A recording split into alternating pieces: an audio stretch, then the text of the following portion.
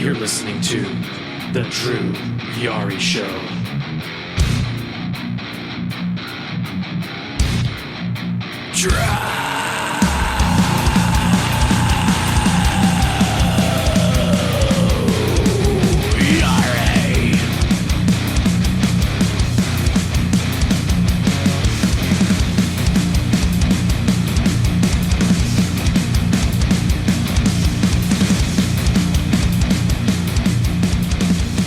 Hey, what's going on, guys? It is Wednesday. It's 9:13 p.m. Central Time here in San Antonio. Welcome back to the podcast, the Drew Yari Show. As you can tell, there's a lot of activity going on in the background. Joining me or rejoining the podcast are three special guests. Let me just introduce you guys in order. Monty, introduce yourself.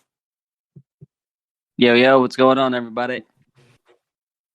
What's going on to you, Monty? RJ, introduce yourself if you can. It's your boy, RJ the Brooklyn Savage in his house once again. And Ruben. Yo, what's happening, guys? Ruben Prime, RubenPrimeTV.com. What's going on, everyone? Good. Just chilling.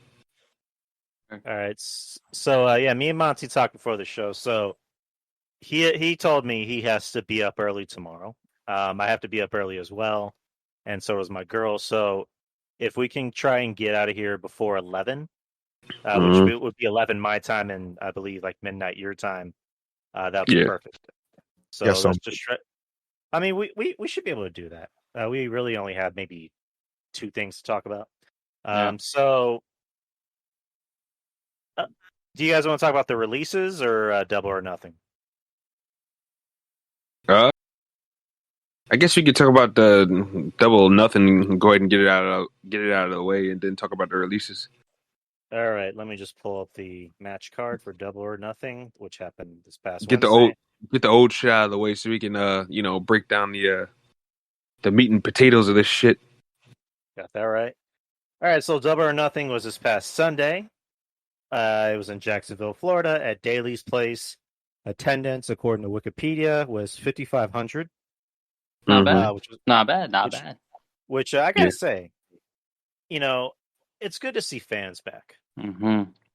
Like AEW or Nothing, it's good to see live fans back, enjoying the show and making the show interesting, as opposed to plexiglass, quote unquote fans or the Thunderdome or giant computers. Yeah. Like, it's good to see actual live fans back. So. Let's start off the show. I didn't watch the pre-show match. But, I didn't either. It was Serena Deeb defending the NWA NWA Women's Championship against Riho. Did any of y'all see it? Nah, No. I didn't. No. Hard no. I mean, not for nothing. I heard it was a good match, so that's really all I can go off of. Did she retain? Serena Deeb won. Okay. I just saw two women in the ring, and I fast forward right through it. Okay, Jim Cornette. Nah, I didn't see it at all. Got deep. I saw a girls' match, and guess what I did, Brian? I fast What'd you forward. do? I'll fast forward. And then when the match was still continuing, I fast forwarded some more. I'm not watching this bullshit. This sounds so accurate. Oh man. But Serena Deeb I like. I mean, I've always been a fan of hers. Riho, I'm never been too crazy about, but again, I'm only going off of what I've heard. I heard it was a really good match, but I guess sadly we'll never know. So first match of the night was Adam Page versus Brian Cage. Singles match. Adam Page getting a really big reaction. Hell yeah! You saw his as soon as his entrance hit. Matter of fact, you didn't even get to hear the song. Actually, they just started going crazy. No, as soon as that horse hit that Titantron, they was going crazy. Yeah, bro. They went crazy. That's the perfect example of what you were talking about earlier. Just the fans making it that much better. Right. And I mean, Brian Cage got a pretty interesting reaction. I kind of dug the Terminator, cosplay thing that he was doing. I thought that was pretty cool. Yeah. He's been doing this shit for years. Yeah, he's known as like Wolverine, right? Yeah, he's Wolverine, the Terminator, all kinds of shit. That was actually his gimmick in fucking FCW, Chris Logan. That makes sense. Yep. But Ruben, what'd you think about the match? And actually, let me backtrack a little bit. What'd you think about just the fact that Adam Page got that big reaction? Oh, they love Hangman Page. I'm a big fan too, and I'm just glad that the fans are back to show that. And I was just amazed, just hearing that crowd. I was like, damn, year and a half, and it feels good just hearing that. And I know that when not only Brian Cage and Hangman Page, when they came out, they soak it in. It took a few seconds or so to soak it in, because for over a year there was without any fans. So just for that, I feel like this event was made better. If it was just in front of the AEW Dark wrestlers and all the like lower talent, it just wouldn't have felt the same. Right, exactly. I mean, and this is the best way to start the night is if you have two guys who are essentially the future of the company. You got Adam Page, who it looks like they're grooming him for the main event of All In or All Out, wherever the hell they're calling it, as Omega's opponent. Which All In is like what, in September, I believe. It's usually, was it Labor Day weekend? Mm-hmm. I think Okay, late August or September, I think. Right. So that looks like it's going to be the main event more than likely, which I'm fine with because I love Adam Page. I've been singing his praises. I've said out of everyone in that Bullet Club elite, club, whatever the hell you want to call it, I think Adam Page is probably the best one. He seems like somebody you can put on WWE television and maybe not get released, but we'll talk about that later. But he's legit because he's not really a big guy, but he kind of works like a big guy in some aspects. He doesn't do anything that's stupid or reckless. Like he kind of knows his strengths and he sticks to them. And that's what I like about him. I mean, the whole Dark Order thing I'm not too crazy about, but whatever. Brian Cage, I've been kind of up and down with because I don't like the fact that the guy looks the way he does and he sells for guys that are smaller than him. Mm-hmm. Oh yeah. He sells way too much. Exactly. Go ahead. I was gonna say, he sells way too much for the younger, I would say younger guys, the smaller guys, and this is like, dude, like, come on, man, make that shit a little bit more believable, my man. Right. I mean, because the guy's pretty much a mini Brock Lesnar, and he uses an F5 as his finisher. Like, he should not be out there selling for Jungle Boy or I don't know, fill in the blank. I know of anyone else that's smaller than him. So, Darby I Allin. think if Darby Allin. Darby Allin. I mean, they really need to utilize him the right way, but it's just like, I mean, it's like the boy who cried wolf. AEW doesn't know how to use their big guys well. But yeah, again, good match, pretty quick match. It was 12 minutes even. Adam Page wins by distraction from what was it? Hook? Was it Hook that did the distraction? Yeah, it was Hook. And then there's a nice little there's kind of a funny bit at the end where him and Ricky Starks are getting each other's face, and Ricky, or not Ricky, but Brian Cage shoves him, and then Ricky points at his neck and goes, "He's like, neck injury." yeah. That was funny. So, but yeah, that was the match. That's stupid, by the way. That's stupid. I'm sorry. What was stupid? Them breaking up Team Taz already, or breaking Cage away from him already. That's stupid. Well, I mean, there's like 1,000 factions in AEW at the moment. But that's one of the decent ones, though. It was. Like, I agree. And I'm not too jazzed. I wasn't too jazzed about Cage being with Taz in the beginning, but after a while, when they started adding Hobbs to the group, and then his son, Starks, like after a while, I'm like, okay, this is a nice collection of talent. Like they all have their different personalities, but they all, they try to do what they can for the group and this, that, and the other. But week after week, they made they look like jackasses when they're probably the coolest faction that they have, honestly. Because guess what? The factory ain't it. Me and Monty talked about it earlier. That shit ain't it. Nah. The super elite or whatever the fuck they call themselves. That shit's corny as fuck, bro. Only Young Bucks fans and Kenny Omega fans are sucking a cock of that. And I mean that Cody's nightmare. You can scratch your ass with all that. Yeah, I don't care about Cody Rhodes neither. Like, fuck Cody Rhodes, and we'll get to that in a bit. Yo, do you know how? Yo, you know what's crazy? You know what's crazy, guys? I felt like this for a while. Like, I've always known, like, Triple H to be like that egotistical dude. But God, man, as soon as they started AEW, as soon as Cody was everyone felt like he was prepping himself to be trying to be like a main event player. Oh my God, he's like so egotistical. Jesus Christ. Did anybody catch that political promo he did? Oh God, one of the worst. Are you Drew, what are we doing? We're watching wrestling. I don't care damn it about no goddamn politics. Are you talking about his promo where he said that we have to defeat the evil country known as England, and how his baby is going to be the first ever mixed race baby of all time? Oh my God, he said first ever mixed baby. He really said that? No, in Georgia. That's basically how the promo went. Jesus. I know. I saw it.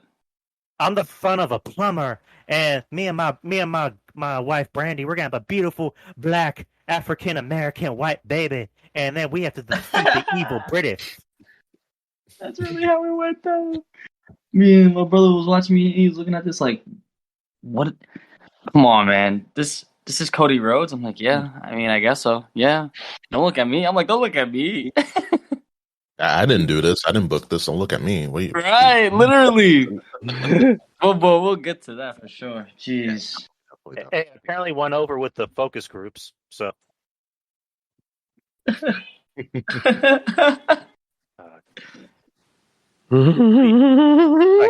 like Cody, what is you doing? Yeah, man.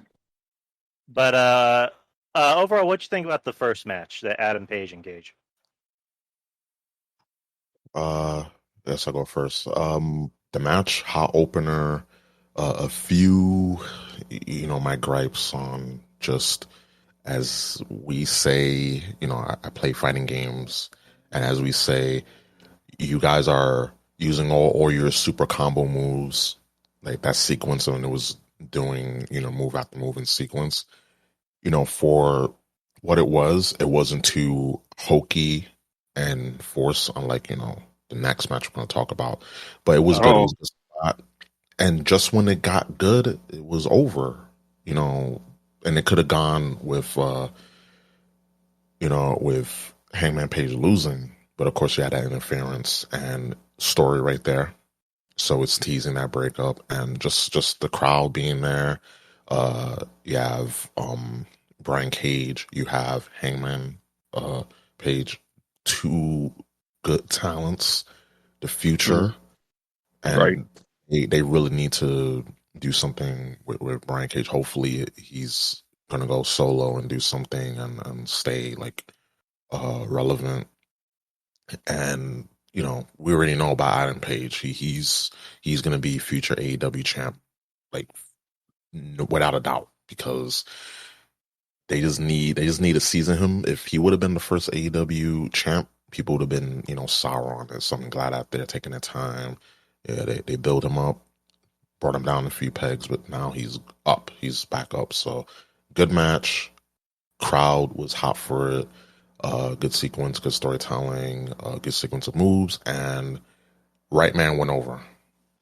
Right.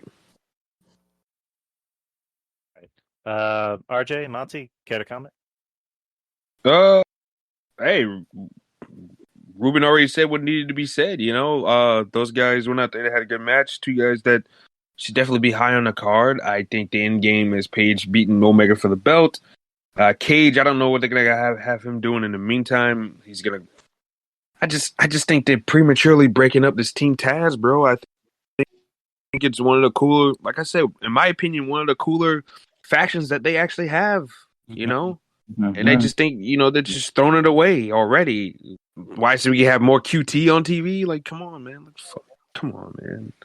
Facts. I totally agree with you because I don't like Cody, so I'm not gonna like the Nightmare Family. Love a Nightmare Family. I'm not gonna like it. I just don't like it. I don't like it. Then what about the fucking factory? Wait, hold on. Yeah, then there's QT Marshall dressing like who we say he was dressed like? He was dressed like Charlie Harper from 2.5 Men. I was gonna say he looks more like Kevin James. He does look like Kevin James. He looks like Kevin James and grown-ups. And grown-ups with the beard.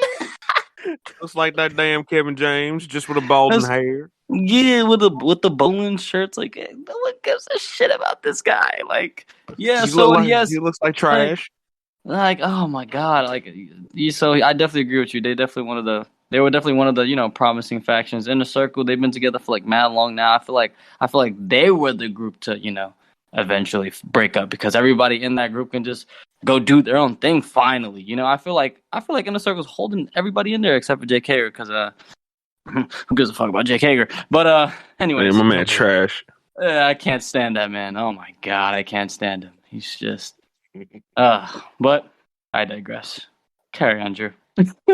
All right, next match, the AEW World Tag Team Championships. You have the young twinks, Matt and Nick Jackson, looking like the Tiger King sex slaves. Oh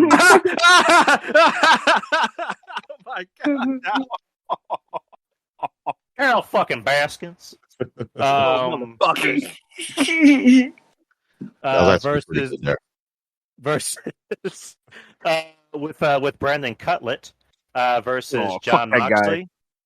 John Moxley and Eddie Kingston. John Moxley coming out to Wild Thing. Yeah, is Wild that Thing? Quick question. That's his new song, like for good now. Yeah. Yeah, it looks like it. Nope. I promised myself I won't. I'm not complaining about nothing like that no more. Like the petty stuff, but okay. I personally, I like it because I actually have the song in my head because it's not the original song that he played. Like, was it 2 weeks ago when he was wrestling? Who the fuck was that guy? Japanese guy? Oh, Nagata. Yeah. He uses like I guess it was a remix version from the movie Major League. Yeah, yeah, I like that movie. That's what I think about. I think about Rick Vaughn when they play that song. Right, and the crowd was going ape shit. Like they were loving it. You could see Moxley was loving it. Just the fact that the fans were there. Before we get into the match, I gotta say, I like the tandem of him and Kingston. Hell yeah. They complement each other well. Eddie has that New York swag, and Moxley has that Midwest, Ohio, swag about him, and it works. And they seem like they're having fun. And it's weird because Moxley, I don't hate him because Moxley as a person I like. He seems like a very down to earth, chill guy, and I've always heard very good things about him. His wrestling, I'm not too crazy about. I'm not too crazy about the deathmatch, thumbtacks bullshit that he likes to do. It's just not for me. Not my style. Him on the mic. Outlaw mud show bullshit. The outlaw mud show bullshit. They can eat fish heads for all I care.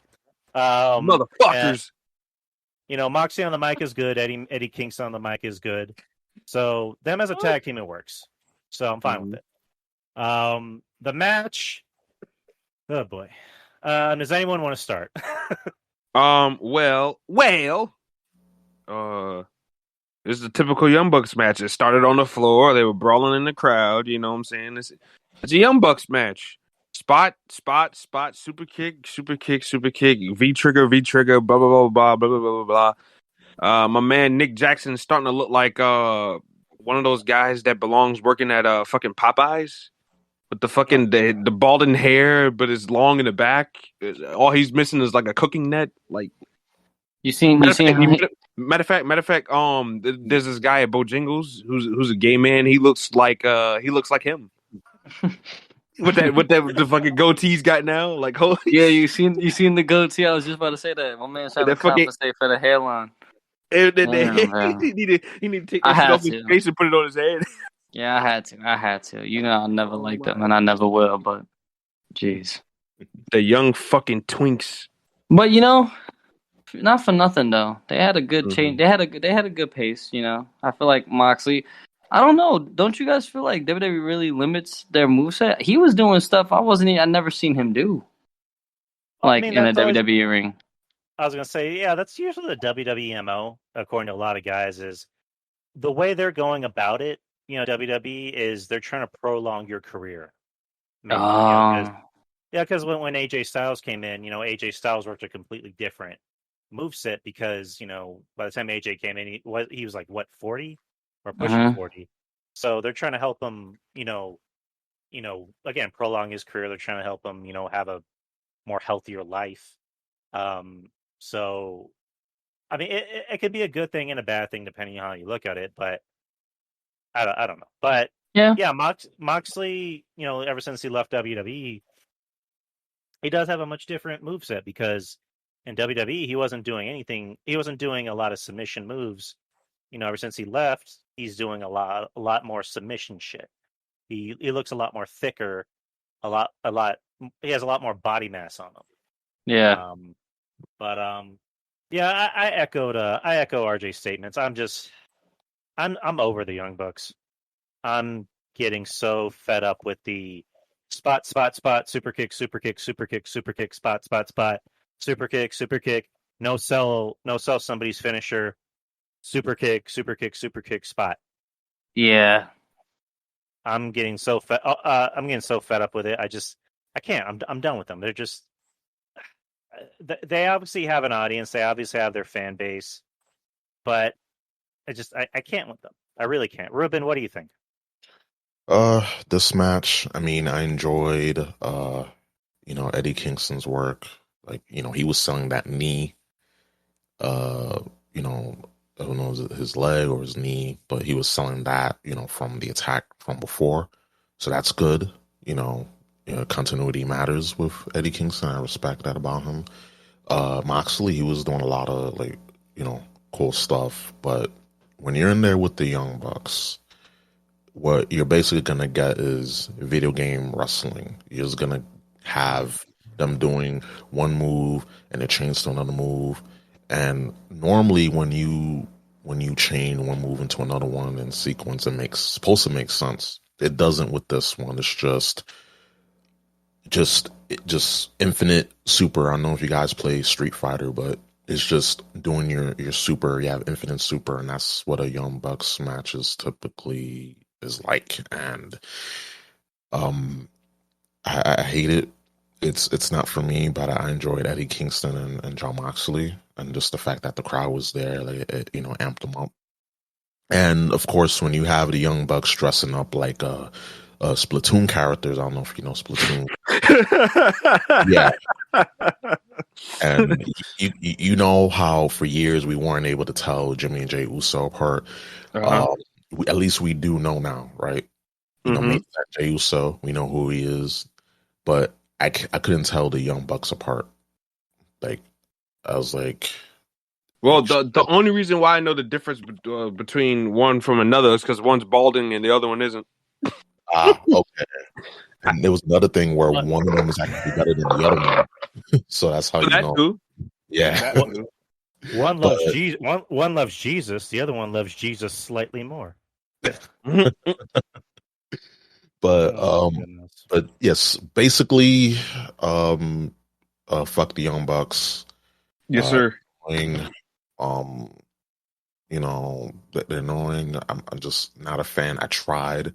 I try to tolerate them when they were back in Japan, but even then, they just come off they just come off as trying to be cool, but they fell like remarkably at it. They just fell at being cool, and of course they retain, but I just like God, I was like waiting for this match to just to end because there was a lot of no selling stuff. Like you do the Meltzer driver on the ramp, and then Moxley gets back up, and it's like with no selling, no selling.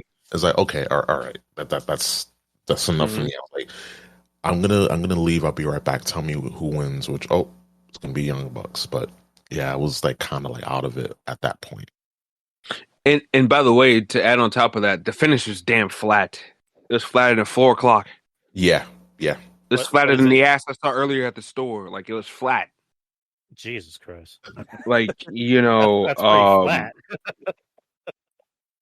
It's pretty damn flat. Flattening this damn tape right now. Yeah, it was flat. It was very flat. They was hitting him with the fucking the BTE trigger, whatever the fuck they call that bullshit. And it looked awful. Triggers. Oh my god, I hate it. It looked awful. It looked awful. And like Moxley, you pinned John Moxley, one of your top baby faces. It beat him flat like that in the middle of the ring with no. Yeah, you can shove this up your ass. Honestly, the Young Bucks, best tag team, my ass. Young twinks. Why? Because they can flip around and do a bunch of different. Man, fuck those guys. Monty, anything you want to add? I mean, I actually really like the pairing of, the Eddie Kingston and John Moxley. I really do. They actually work really well for each other. I like it. Yeah, it's really well. But you guys hit it the nail on the button with the ending. You saw how many times he did that knee strike just to pin him. Like, bro, come on. Look how it just goes to show. I don't know. That to me, that visually just goes to show how weak you are. That you got to do that many freaking V triggers you yourself had to do to pin John Moxley. Like, I know he's crazy, but like, damn, bro. They would do a mad. And before that, they did like 2 super kicks at that together. Like, let alone the 7 or 8 super kicks they did before. Like, I understand why. I understand people's complaints. I definitely do. But hey. The fans were into it, so whatever. I mean, I guess that's the only thing you can't say. Right, that's what I'm saying. And Maurice Bear just said that the Young Bucks are pretty much Rod and Todd Flanders.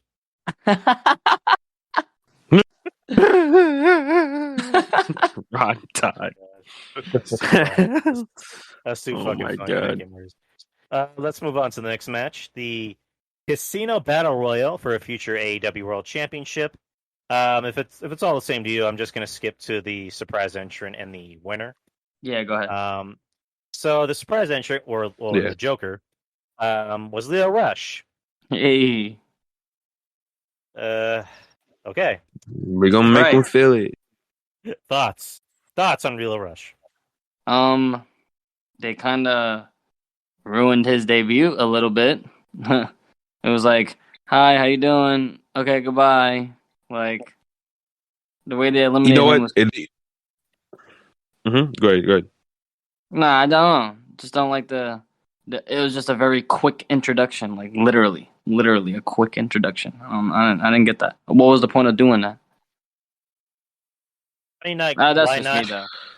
I was going to say, like, for your surprise entrant, why not bring him in the beginning of the match? Yeah. Have him last out the whole match and then get eliminated at the end. It just I wasn't impressed with what, like, Leo's good and everything like that, right? But they had him in there with the wrong person trying to sell his shit. Because Isaiah Cassidy, private party, their boys from Brooklyn and everything like that in the area, but those boys are green, very green, especially he's the greener between the two. And it showed when Leo, when it was time for him to keep up with Leo, he couldn't keep up with him at all. So the moves looked a little rocky and and then they just dumped him out like a piece of shit. So he really didn't have that much of a great showing, to be honest with you. Bad. And yeah, I didn't like the way that all had somebody in there who could sell those moves, who can keep up with him, you know, make him look good. And he didn't. It wasn't a great impression. I'm already a Leo Rush fan. Thank God for that, because if I wasn't, I would probably be like, shitty. But yeah, it's good to see him. I don't know whether he has a deal or not, but it can't hurt. It can't hurt to have Leo Rush there. I just hope that he ain't gonna be stuck on Dark Elevation, the porn production in AEW for the next year and a half. Because I mean, it still boggles my mind. You have Matt Sydal, who's a fucking almost 20-year veteran on that fucking show, when he barely just showed up on Dynamite for the last couple of weeks. Like, what the fuck, man? Right. Ruben, what do you think? Leo Rush's debut. I mean, I was a fan. Always been a fan of Leo Rush, even when the whole like his controversy and whatever. With someone who debuted on Double or Nothing. We'll get to that later. But yeah, I enjoyed it, but it was just kind of rocky, you know, like RJ said, and I just debut aside, it was just the battle royales, like they just don't book them pretty good. Like it's just not structured because, you know, the whole suit thing, you know, the aces and the clubs and the hearts and the spades, things like that. It's just I see what they were trying to do, but it was like I was watching with friends and they were marking out for like some of the Dark Order members. I'm like, oof, like, you know, like who you like, but it's kind of like bottom of the barrel stuff. Mm-hmm. But yeah, I was just wasn't interested. And people were saying, "Oh my God, CM Punk, no, shut up, stop it, okay, get some milk, lay down, chillax. CM Punk is not coming back. Like 0.111% chance he's coming back, and that's less than that. And you know, people just gotta like stop that. That ship has sailed a long time ago. But this match was like, I just besides Leo Rush's debut, I didn't think much of it. And also for the person who his catchphrase outwork everyone, that wasn't the case. Right. No, I was like, go ahead. I was gonna say sorry, but yeah, that's a good segue into the end of the match. So the last two participants are Jungle Boy and Christian Cage, and as we already know, Jungle Boy ends up winning the match. Which nothing wrong with Jungle Boy. I like Jungle Boy. But here are two problems I have with him winning and Christian Cage losing. First one being, like Ruben just pointed out, Christian Cage's whole catchphrase is outwork everybody. And they bring him in, and one of the first things matter of fact, the first thing he did debuting in AEW was confronting Kenny Omega. And after that, they went nowhere with that.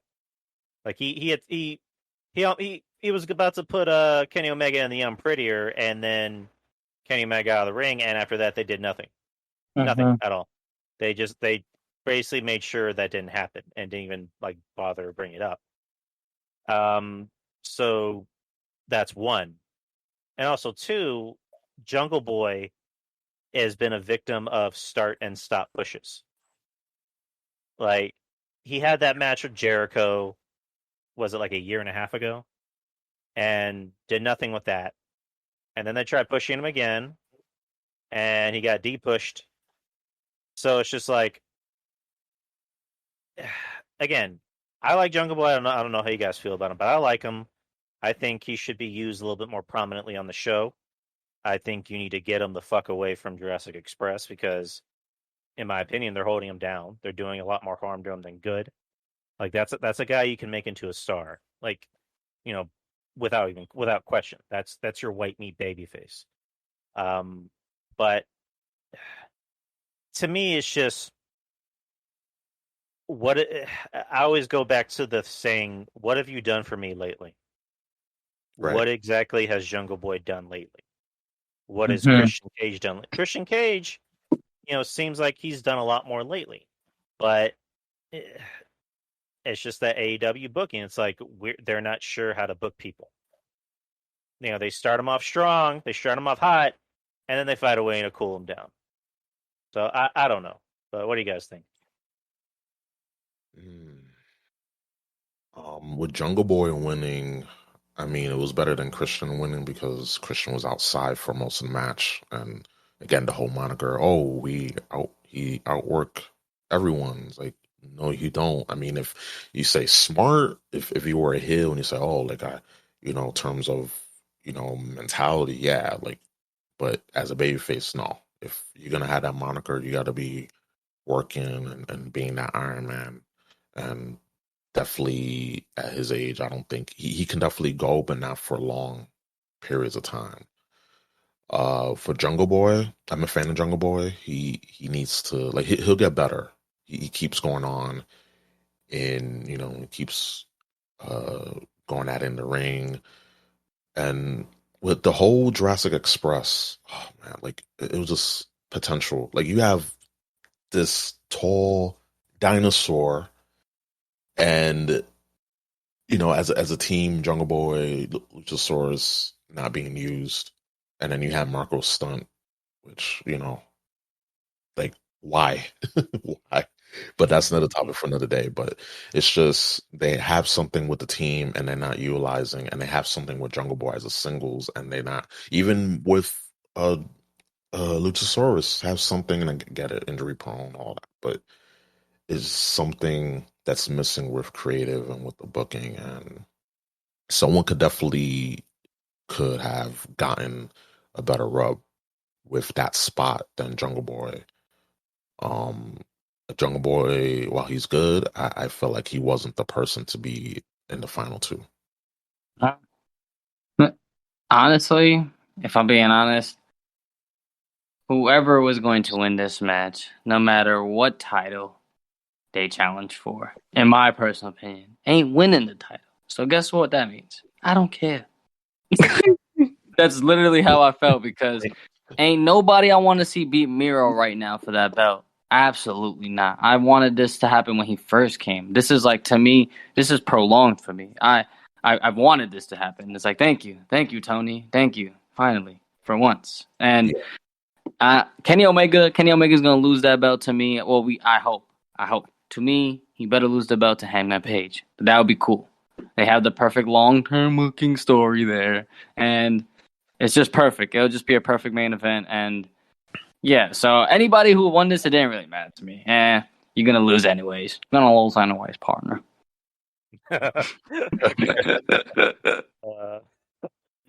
Wait, would it be a Debbie Downer, Monty? God. But like, come on, I know what you mean. Yeah. I mean, yeah, Jungle Boy and Omega would be a good match, but Omega's winning it. Omega's not dropping. The only person realistically Omega's going to drop that title to is Paige. Right. That's pretty much it. RJ, what do you think? Like Monty said, whoever was going to win this battle royal is going to be a placeholder anyways. It's going to be another match, another notch underneath the belt of Kenny Omega, and that's it. And when you know the outcome, the match means nothing. It means nothing. Yeah. I think their whole purpose was for this battle royal was just to introduce Lio Rush, and even there they kind of like they fucked that up. Right? So it's like, fuck, man. It's alright though. It's alright. At least now he's there. I got it right. Take a grain of salt with everything. Even though that grain of salt was a piece of shit, but okay, we'll take it. It's like whoever wins this match is not really going to win anything. Right. If whoever wins this match is not going to be a winner at all. Just to let you know right now. Whoever wins this fucking clusterfuck of all clusterfucks ain't going to win a goddamn thing. All these motherfuckers are taking their dicks out and jacking off for what? Only to lose. Fuck. They're jacking off all over the wrestling business, making it a mockery and fuck. Just take your dick out and jack it all off on Tony Khan's face. Just spooge right in his eyes. What? Pause.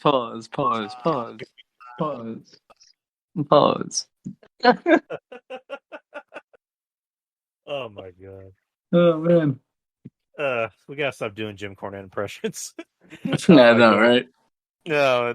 Anyways, next match. So we have the Pride of America, the Captain America Homelander, Cody Rhodes, defending our country against the evil England country, Anthony Ogogo, with Kevin James in his corner.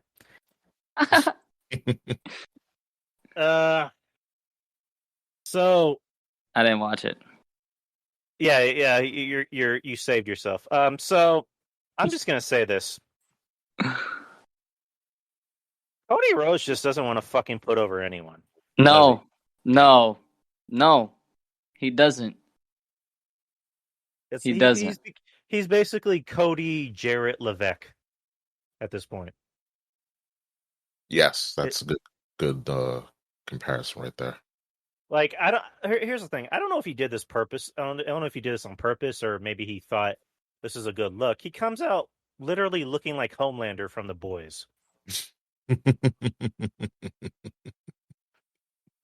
Like I don't know what he was trying to go for, but he literally looked like Homelander. Like literally. I'm not even lying. Like he's scary. It's almost scary how accurate he looks like Homelander. But the match, I'm just going to give a quick summary of how I thought the match was. Yeah, please. So, Anthony Ogogo, his whole gimmick is that he's a boxer, and for whatever reason, he has a gut punch as his finish. Which, okay, right, exactly. For the past week, for the past few weeks, he's been going over motherfuckers. He's been beating motherfuckers with his gut punch.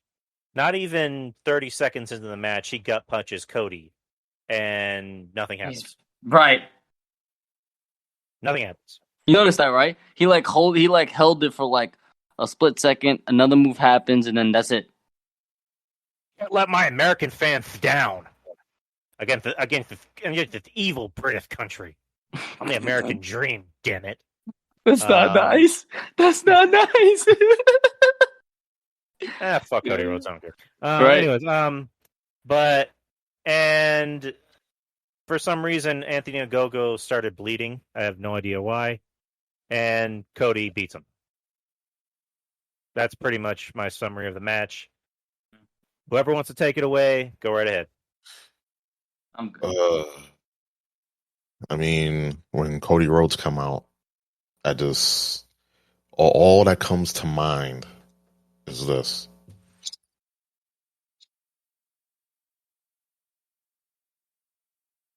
That's all comes to mind, just crickets, because like oh my god, it's the same shtick.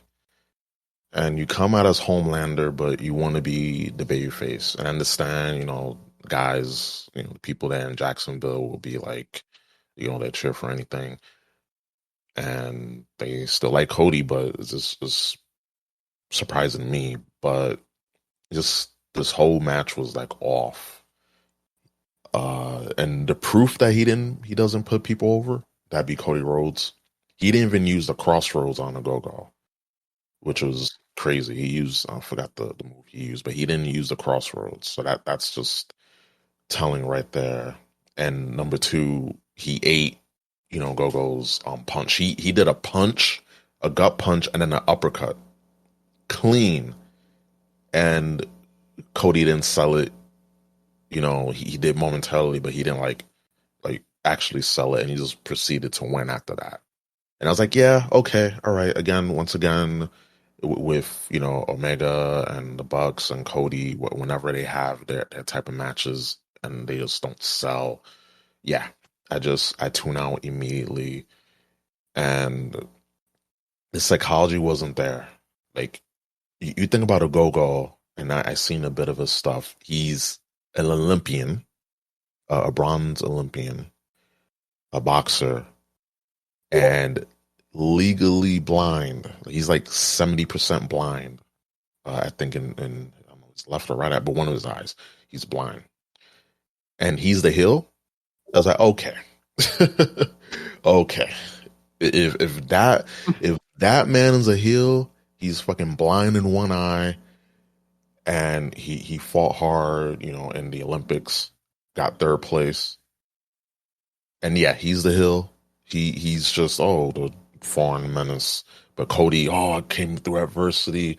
I'm gonna have the first black child who's white and mixed and whatever the bullshit he was talking about in that fucking promo.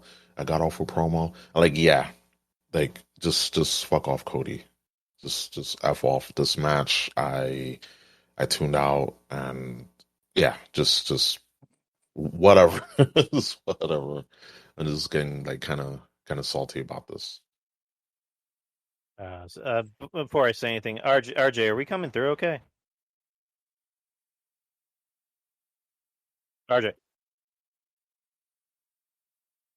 He just texted me saying that the audio is in and out. Fucking Discord. Yeah. Like I mentioned about the Bucks earlier. Again with Cody, I'm kind of over him because, before we get into the topic that we're going to get into after the show, we look at a lot of the names that were released, and the first thought is, are they going to go to AEW? It's like, why? So they can fucking job out to Cody? Yeah. It's like, we don't want to fucking see that. It's like, for one thing, AEW's roster is already stacked as it is. So they don't really need any more people, and you don't necessarily have to go to AEW. But at this point, it's like, if you're going to wrestle Cody, be prepared to lose. Unless you're possibly an Omega or maybe Moxley or Jericho, which that's another name we'll get into. But yeah, Cody is basically Jeff Jarrett. He is Jeff Jarrett. He is booking himself to make sure he's always going to look strong. He's always going to beat, the top heel, the top baby face, because Cody gets what Cody wants. Yeah, and you said he's Jeff Jarrett. That's your boom bullseye. And I can't even say Triple H because oh my God, Triple H didn't book himself to win. Triple H wasn't the owner of the company. True. Vince McMahon was booking him, but not Triple H. Jeff Jarrett was the owner of TNA, and he was booking himself as the world champion, going over, AJ Styles or Jeff Hardy or Kevin Nash or Monty Brown. But and a bunch of clusterfuck finishes too every time. Yep, R-Truth too is another one that he went over, and just like, and then he ended up joining. R-Truth ended up joining Jeff Jarrett's faction. I'm like, oh my God, and Monty Brown too. And I was like, Monty Brown too, yeah. What? I was like, because I've been watching a lot of Marky D. He does TNA videos, and I was like, oh my God, like, people saying that Triple H was bad. They must not know. It's okay, child. Yeah, no, you remember when he was talking about how Jeff Jarrett beat 6 guys in one match? Yeah, by himself. Like, what the hell? When was Jeff Jarrett ever a badass? Ain't not great. Oh God, he's awful. JEFF JERRR Jeff Jarrett. You darn tootin'. I'm the king of the mountain. Don't piss me off. Guitars and never drew a dime. Never drew. You gotta say it like Mike Graham. Never drew a dime. You gotta wave your head around when you're saying it. Never drew a dime. and you don't finish the dime. It's die. Eddie Guerrero, Chris Benoit never drew a dime. That's perfect. Not a dime. Not a dime. Not a dime. Not a dime. Not a dime. Not a dime. Me and Mark Callis never drew a dime. Never. That Isaac Yankum, he never drew a dime. Stunning Steve Austin never drew a dime. Not a dime. Flex Cavana, do I even need to tell you that? Not a dime. Why he's stroking his Not a- mustache? Not a goddamn dime. Oh my god. No shit. Next match. We got the AEW TNT Championship. You have Miro defeating Lance Archer. Yeah, sure. Very disappointed by this match because I was actually looking forward to it because I like how they've been booking Miro. They're booking Miro how he should have been booked when he first came in. So, I mean, I like that they're doing it now. Lance Archer, again, if we're talking about, start and stop pushes, this is a guy that I don't know what they're doing with him. I really don't, because when he first came into AEW, they book him as, the Murder Hawk, this big badass, and he lays down for Cody Christ. And then he goes against Moxley, loses. He has a 2-segment match with fucking, who was it, Jelly Nutella. And it's just like, I don't know what they're doing with this guy. I really don't. And it sucks because this is the guy you can do something with. And I just don't get what they're doing with him. Because personally, pairing him with Jake doesn't work, in my opinion, because if you're going to have a manager, he can't be as tall or taller than the guy. Because Jake's already a big guy to begin with. And Jake can talk. And the people actually do like Jake. So that was a mistake from the get-go. Probably, in my opinion, they should have brought him in with Brody as a kick-ass tag team. But that's just my opinion. Yeah, this match I was a little disappointed by. I thought it could have been a lot better than it was. But, my opinion. But it was about 9 minutes and 50 seconds. Miro wins with a submission. What'd you guys think? I just like the ending, really. Made him pass out, kind of gave, Archer, I guess, a strong way to lose. And that chokeslam he did to Miro was, oh my god. That shit was crazy. But I do see what you're saying. It could have been better. But I don't know. I liked it. I ain't gonna lie to you. I really didn't have much complaints for the pay-per-view. This was like my first pay-per-view I watched since Mania. And so I actually really enjoyed it for a whole. Like, certain matches, I ain't gonna lie to you, I definitely did not watch. I'd be like, all right, I could go make me a sandwich, get me a drink. I definitely took the time, to just ignore it. But no. I'm not much of a complainer today. Well, that's very nice of you, Monty. RJ, what you think?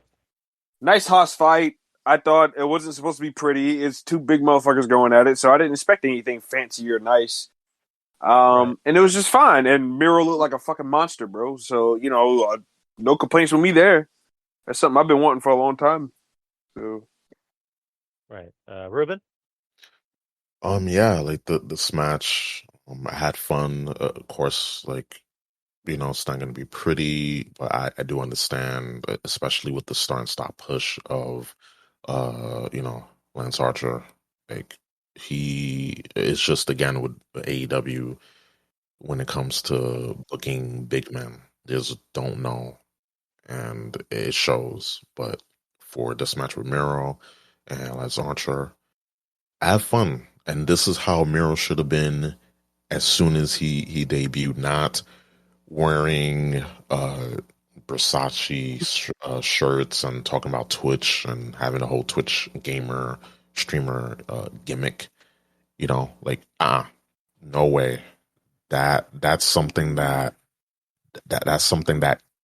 almost hurt him in the long run when he debuted as that, and pairing him up with Kip Sabian, whatever his name is, the other twink. Yep. I was like, yeah, but I'm glad that he's a monster, and he's a champion there.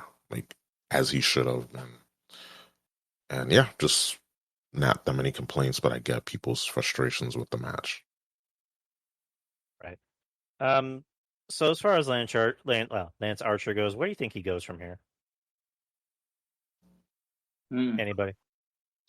They just gotta start him back up because I mean they could have a match again.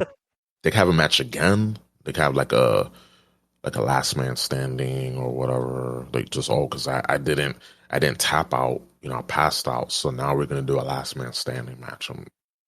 I don't know.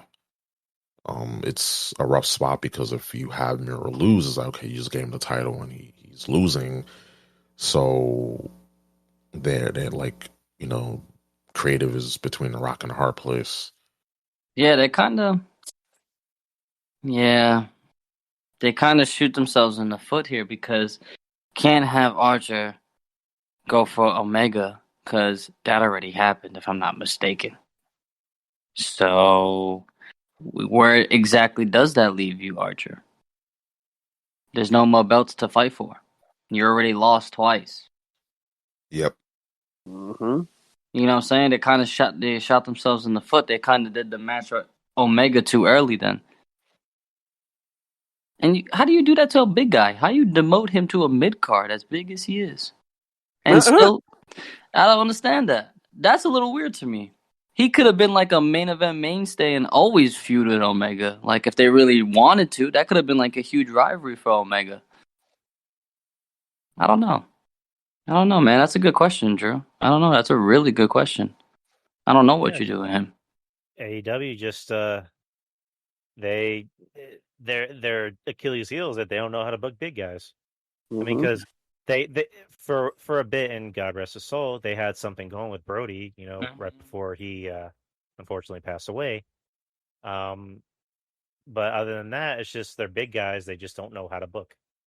And I don't know if it's like a prejudice against big guys, or I really don't know. I really wouldn't be able to tell you an answer, but it's just unfortunate. But next match, you have the AEW Women's Championship. You have Hikaru Shida, the champion, defending against Dr. Britt Baker with Rebel. Britt Baker comes out on top and becomes the new AEW Women's Champion. This was a pretty lousy match, in my opinion, because I'm happy Britt Baker won. You know, that's one thing. I mean, because I like Britt Baker. She's improved as far as like talking on the mic. Her in the ring, I mean, she's not amazing. She's not lighting the world on fire, but she's a lot better than what she used to be. She still has a long way to go, but she's a better character than she is a wrestler. I'll just put it that way. But this match suffered from what I didn't like about the tag team match with the Young Bucks is spot, false finish, false finish, false finish, spot, false finish, false finish, false finish. And Britt Baker should not be doing that kind of match. You know, Shida should not be having that kind of match. This should have been a basic, I would say maybe 10 or 12-minute match. This should not have been a countless barrage of fucking false finishes. This should have been a cut and dry match. That's literally it. And again, happy that Britt Baker won. I'm just not happy with how the match went. But what do you guys think? When it came to this match, there were people saying, "Oh my God, Shida, she's the the longest reigning AEW Women's Champ," and it's like most of that reign, she was in the audience. Right? Not being featured on TV. I'm like, her title reign wasn't that great. It's just of course she's Japanese, and we got to stand for our Japanese wrestlers and female wrestlers, and she's not bad, but when you have the agents not booking her well, when you have Kenny Omega in charge of the women's division, that's what happens too. Not everyone works the same style he does, so that's why it shows why a lot of women's matches don't translate well on TV, on pay-per-view. because you have someone that should not be booking women's wrestling. But the right woman won. Britt Baker is over. The era of Britt Baker just started. It's begun. I'm happy. She deserves it. She's like, in terms of her character work, which we need more of.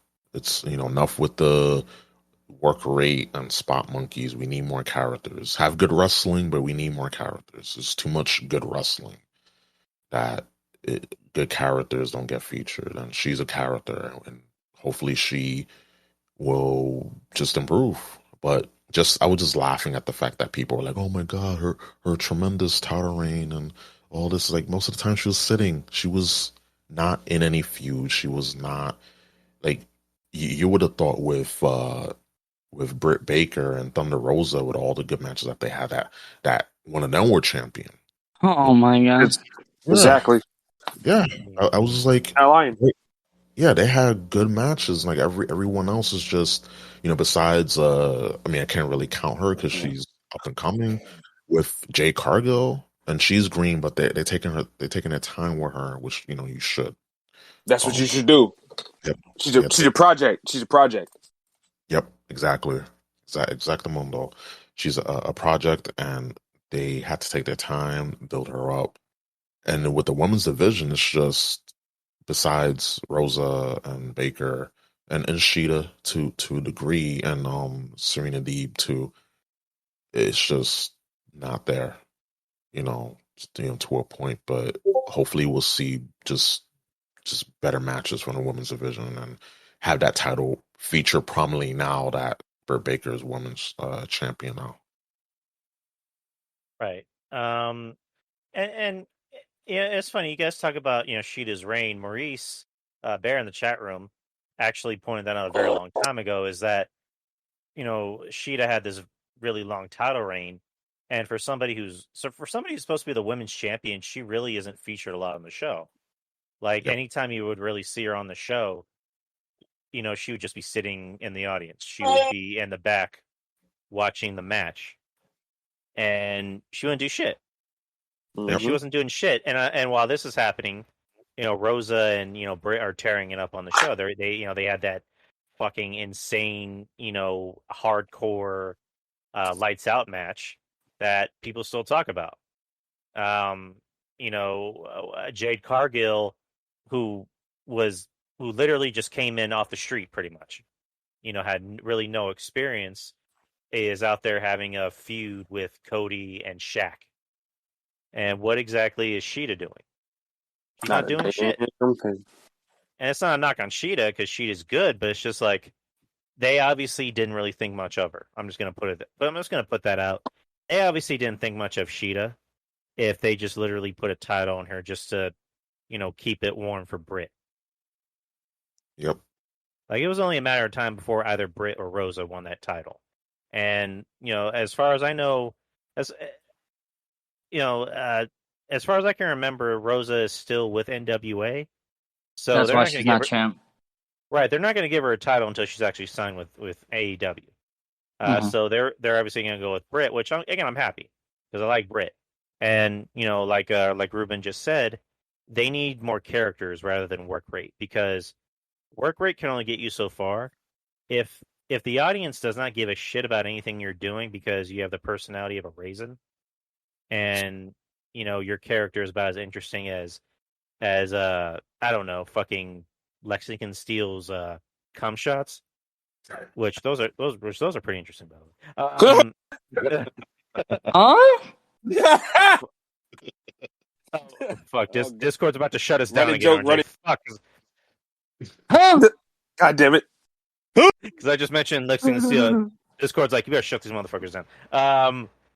Yeah, like, you need an interesting character. And I know Jim Cornette hates that word character because it, reminds everybody that's fake, but it's like, it's true. You need a character. Daniel Bryan, nobody cared about Daniel Bryan until he had a character. CM Punk has always been a character. That's what always made him interesting. So you need a character. And, Britt Baker is that character. She's an interesting character. The only thing I thought was weird after the match was Tony Schiavone hugging her, which I'm just like, Okay. But other than that, the match I thought was pretty lousy, in my opinion. But I mean, the right person won. Next match, we have a tag team match. Darby Allin and Sting versus the other Page, Ethan Page, and Scorpio Sky. Pretty surprised with how Sting went about things in this match because he's in his early 60s and he's out there doing dives and taking suplexes and just doing a lot of crazy shit. So he didn't embarrass himself. So I was happy for Sting that he was out there. It looked like he had fun. So overall, the match kind of was what it was. There really wasn't anything too bad or too great about it. It was a good match. It was a good tag team match. With obviously Sting and Darby Allin coming out on top. It was 12 minutes and 30 seconds. So what'd you guys think? I just like the ending to it. The ending was pretty cool. How like Scorpio Sky tried to do his move, and he caught him in the neck. Then he looked at him, then got him. Death drop. Boom. That shit was cool. But like you said, regular tag team match. Sting shocked me too. I wasn't expecting him to do all that crazy shit. So yeah, you take it for what it was, man. It was good. It was good.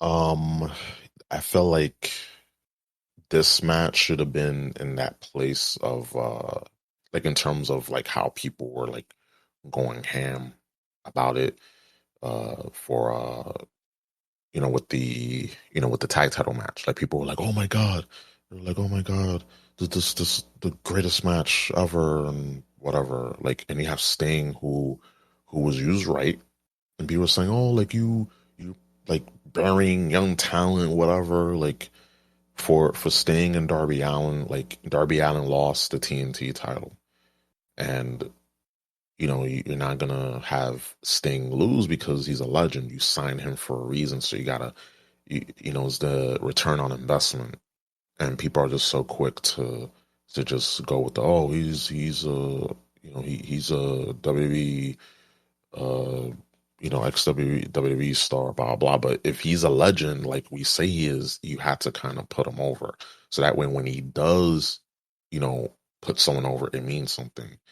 And we just, wrestling fans, we tend to be fickle about that. But this match was what it was. It needed to be what it needed to be. And Sting going out there and he was, competent. And when I saw that, like how Sting was moving in the ring, I was like, damn, like what could have been Undertaker versus Sting? What could have been, and it's just maybe in Universe 7, we could have had that match. If we was in another alternate universe, we could have had that match between Undertaker and Sting. But unfortunately, we're in Universe 1 or Universe A, whatever. But this match was what it was. It was just what it needed to be, and it was enjoyable. And I felt like this should have been like it. This should have been like that the level of feel that the tag title match had. Right. RJ. And have we lost RJ again? Fuck. Anyways, yeah, that's kind of basically how we felt about the match. We were all in agreement that I think it was better than the tag team title match from earlier because it didn't try to do too much than what it should have. It didn't try and be something it wasn't, which is, spot, false finish.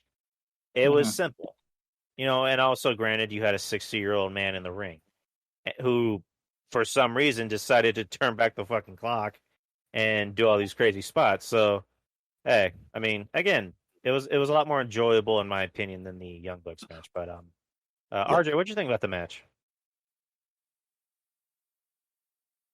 Oh yeah, I agree, RJ. I agree. Where? Me too. I totally agree with him. Right. I think it was not. He hit some points. But definitely. Hey, don't be so controversial, RJ. Come on. Yeah. This is a family show. Come on.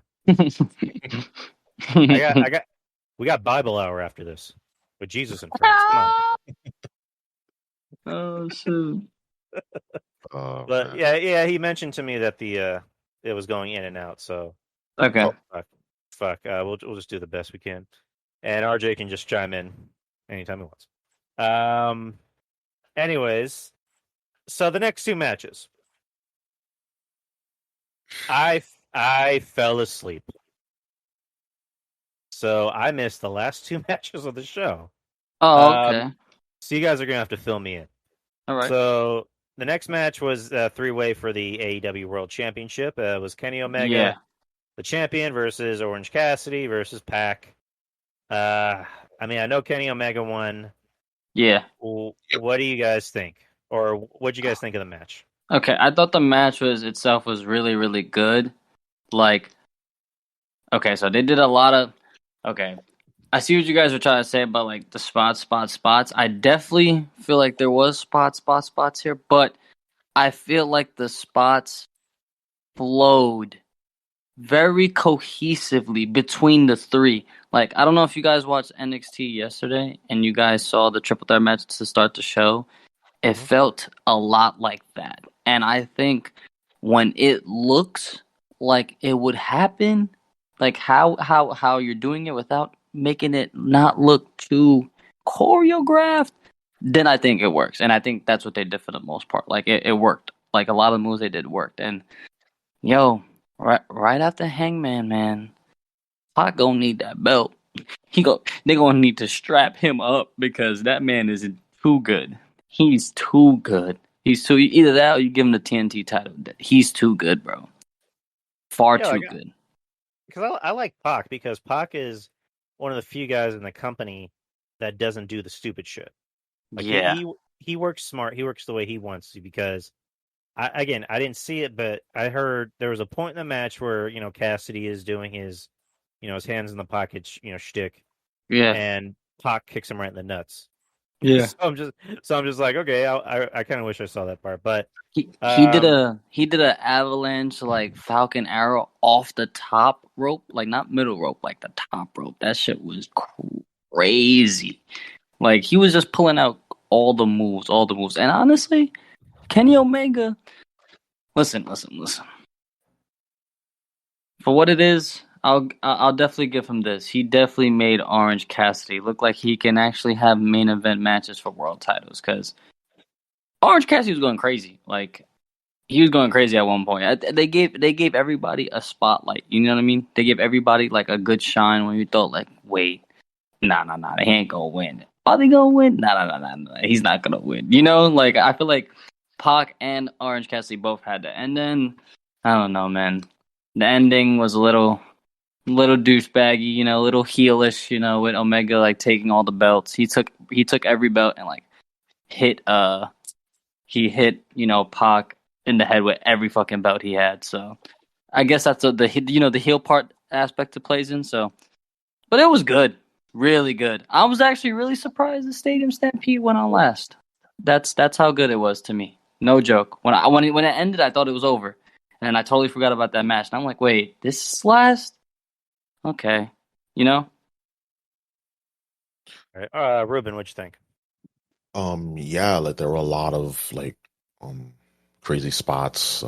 Orange Cassidy definitely had a bunch of whole spots. Pac had his spots, and then when Kenny got all the belts and whacked Pac outside the head with all of them, it was just to cement the level of douchebaggery. Right. He's heel. Pac, he needs to be a champion like soon. I understand like with the whole pandemic and then being sidelined and travel restrictions and all that. But when he came back, I was excited because he's one of my favorite wrestlers on there. Not much. He has a character, but just mostly because the reason why I like him is just does what he wants. He's not over flippy stuff. He has the look. Actually takes care of his physique.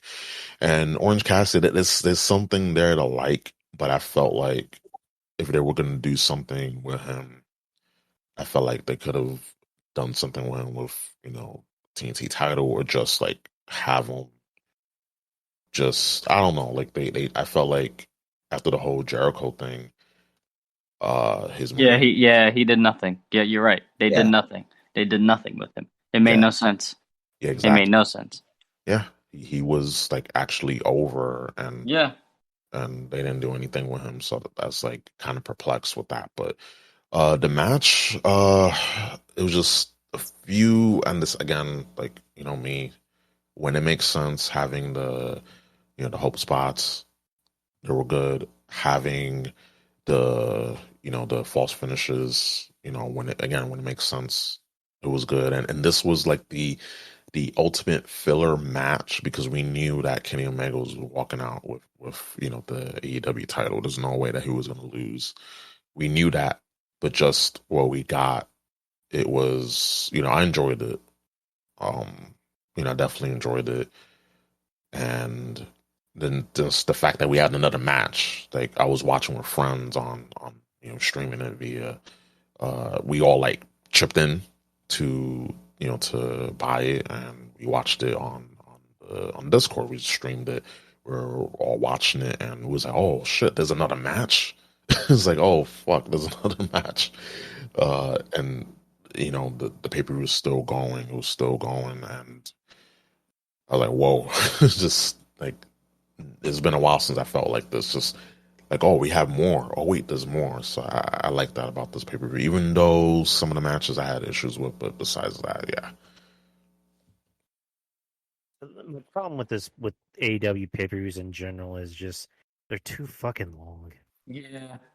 They are just way too fucking long. Like, WWE at least has the common courtesy to end at least before 3 hours. Exactly. At least have the show end like maybe 2.5, 2:45. AEW pay-per-views, like, I guess it's because they don't do a pay-per-view every single month. That's why. Whenever they do a pay-per-view like every 3 to 4 months, they want to try and pack everything in, but it's just like, like, not every match needs to be 30 minutes. You know what I mean? Because I'm looking at the match times for a lot of the matches. So, you know, the Young Bucks match, it could have been like maybe 16 minutes. You know, even the pre-show match was 14 minutes. You know, let me see what else. I think I have one thing they can do, honestly, off the bat, that will fix a lot of their matches is the false finishes. Right. Simple. Thank you. Simple. I think that's it. They do too many false finishes, too many this, that's, and the others, and it's just like, dude, like, it's like certain moves I would count 1, 2, 3. I would, and it's like, no, he should not kick out. Like, oh man, it's like, I don't know. They do that far too much. If they would just eliminate that, their matches would be way slimmer, and it'll give their finishers more meaning. Why is Kenny Omega doing his V trigger like 5 times to somebody? He doesn't need to. He's Kenny Omega, right? Right? Exactly. So like, he should be doing two V triggers. One V trigger in the middle of the match, you know, until like he messes up, like, you know, the one wing angel. Then he'll do another one to set it up to finally win. Like, that's how you should do it. Make their moves feel special. Like, how you selling crazy moves? I don't get that. There's no way in reality you're gonna get it from that fast. Come on, man. You're the wrestler. Why am I telling you this? I'm mad that I have to say this. You're getting me upset.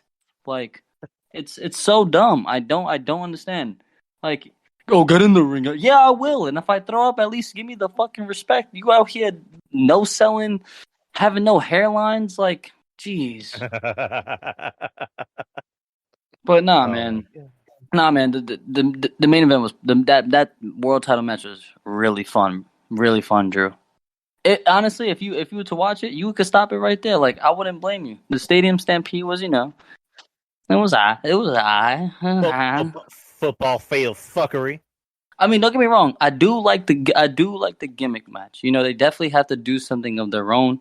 Because, you know, they have to do something that stands out from WWE. And since, you know, the owner is the son of the Jaguars owner, so might as well use the stadium to your advantage. So that's cool. And the way the entrance was cool. But then again, once it gets down to like the middle part of the match, you're like, okay, all right, who's gonna win now?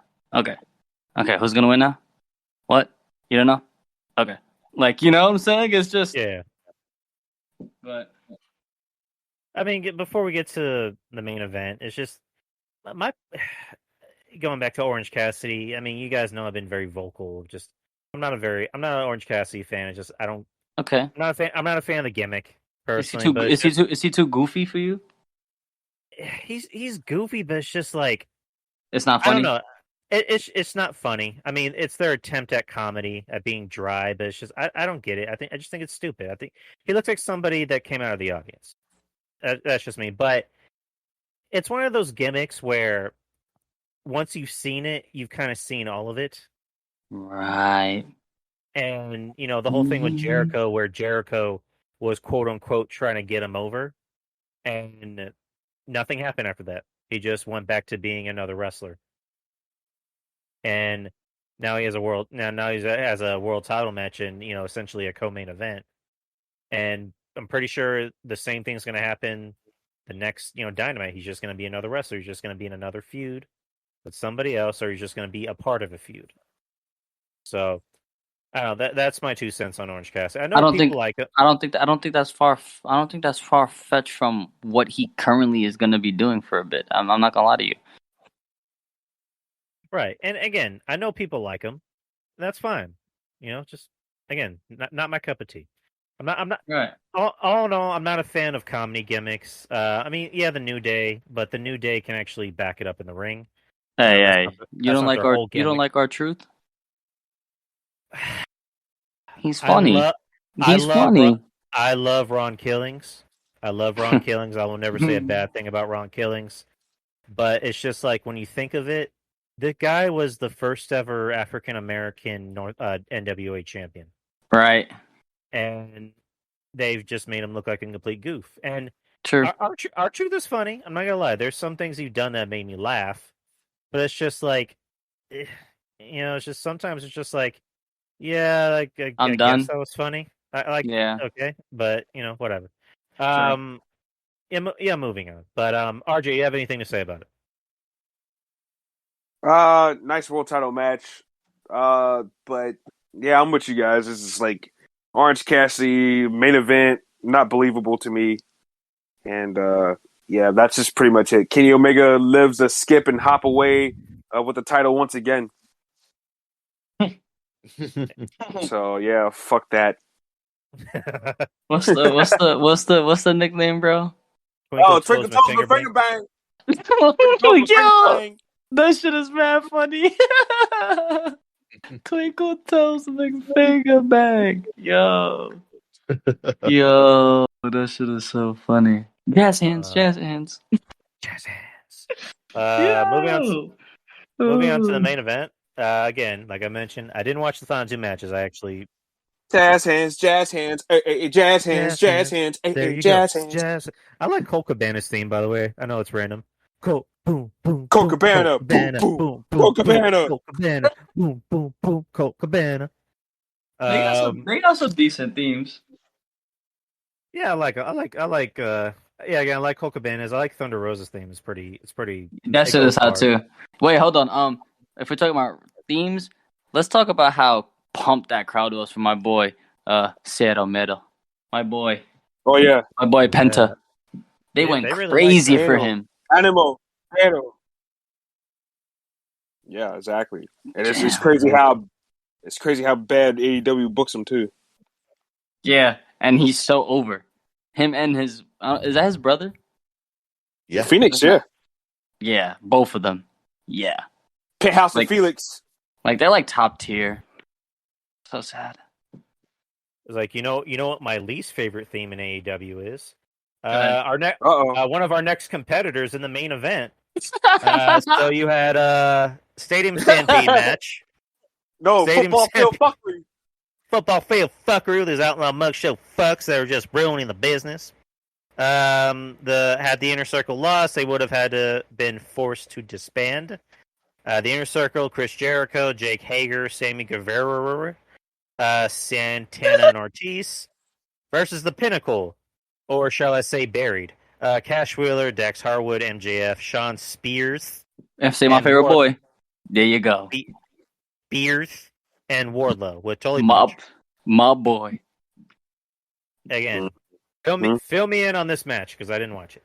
Oh, I mean, like you just said, what'd you just call it? The football fuckery? Football field fuckery. Football field fuckery. Right. It was a lot of this and that, and a lot of turnovers, and a lot of Urban Meyer pass me the football. Like, nah, but I told you, once it gets to like the middle, how long was the match? Do you know how long the match was? By any estimate? 31 minutes and 30 God damn, I watched that shit for 30 minutes yesterday. Or like whenever Frick was on. Damn, see, that's what I'm saying. Like, once it gets to like the 12, 13, 14, 15 minutes, it's like, all right. Okay. All right. Like, you know, their matches drag on for far too long. They could have kept it at 20 and it would have been perfect, no? Yeah. It's just... this match could have easily been like 20 minutes. That's what I'm saying. I mean, it wasn't really a match. It was just, it was what it was. But yeah, I'm kind of glad I didn't watch it because it's just like I didn't watch last year's football field fuckery, and I certainly didn't watch this year's. Well, I mean, we obviously know who won. The Inner Circle won, so now they haven't had to disband. But my biggest question about this is MJF completely fucking buried? No, I don't think so because they still have one match. The thing is that they should have had the Blood and Guts match here and the Stadium Stampede match or some type of match or gimmick at that Dynamite episode from a few weeks back. Yeah, they booked this shit they booked all this shit in reverse, bro. Yeah. Hey guys, honestly, if I'm being honest with you, I'm ready like a year and a half ahead. I'm ready in my mind. Wardlow's turning on MJF, and he's gonna be the biggest babyface they have, and he's gonna be AEW World Champion. Like in my mind, he's World Champion already. So all this faction shit, I don't care. So many factions too. I swear, bro. Like my favorite in that whole company is Wardlow for sure. I don't know. I see amazing potential. I don't know. No, I see it too. Like I'm a fan of his. He's definitely have upside. The few times he's wrestled on the course, he was sacrificed to our Lord and Savior Cody Rhodes for his sins. Yeah, but he did wrestle in that cage. I believe it was in a cage match. Yeah, he did pretty good. Like he was able to hold his own, and even the few matches he had on television, like they were good. But I definitely see some upside with him. But as far as the Stadium Stampede or the football fuckery, as they like to call it, watching it after watching a whole pay-per-view before that is why people were like sour on it. Like I definitely was like kind of like tuning in and out because it was just so much, like you said, half an hour. But if you were to go back and watch the match, you'd be like, okay, this is pretty cool. But just watching it after watching a shit ton of matches and a main title co-event, you'll be like, oh shit, like this is too long. Some people got to go to work, get to the point. It's like they should have just shaved 10 minutes off and it would have been fine. But I mean, it just AEW specialty match. And they just, again, like we talked about, they booked this thing in reverse.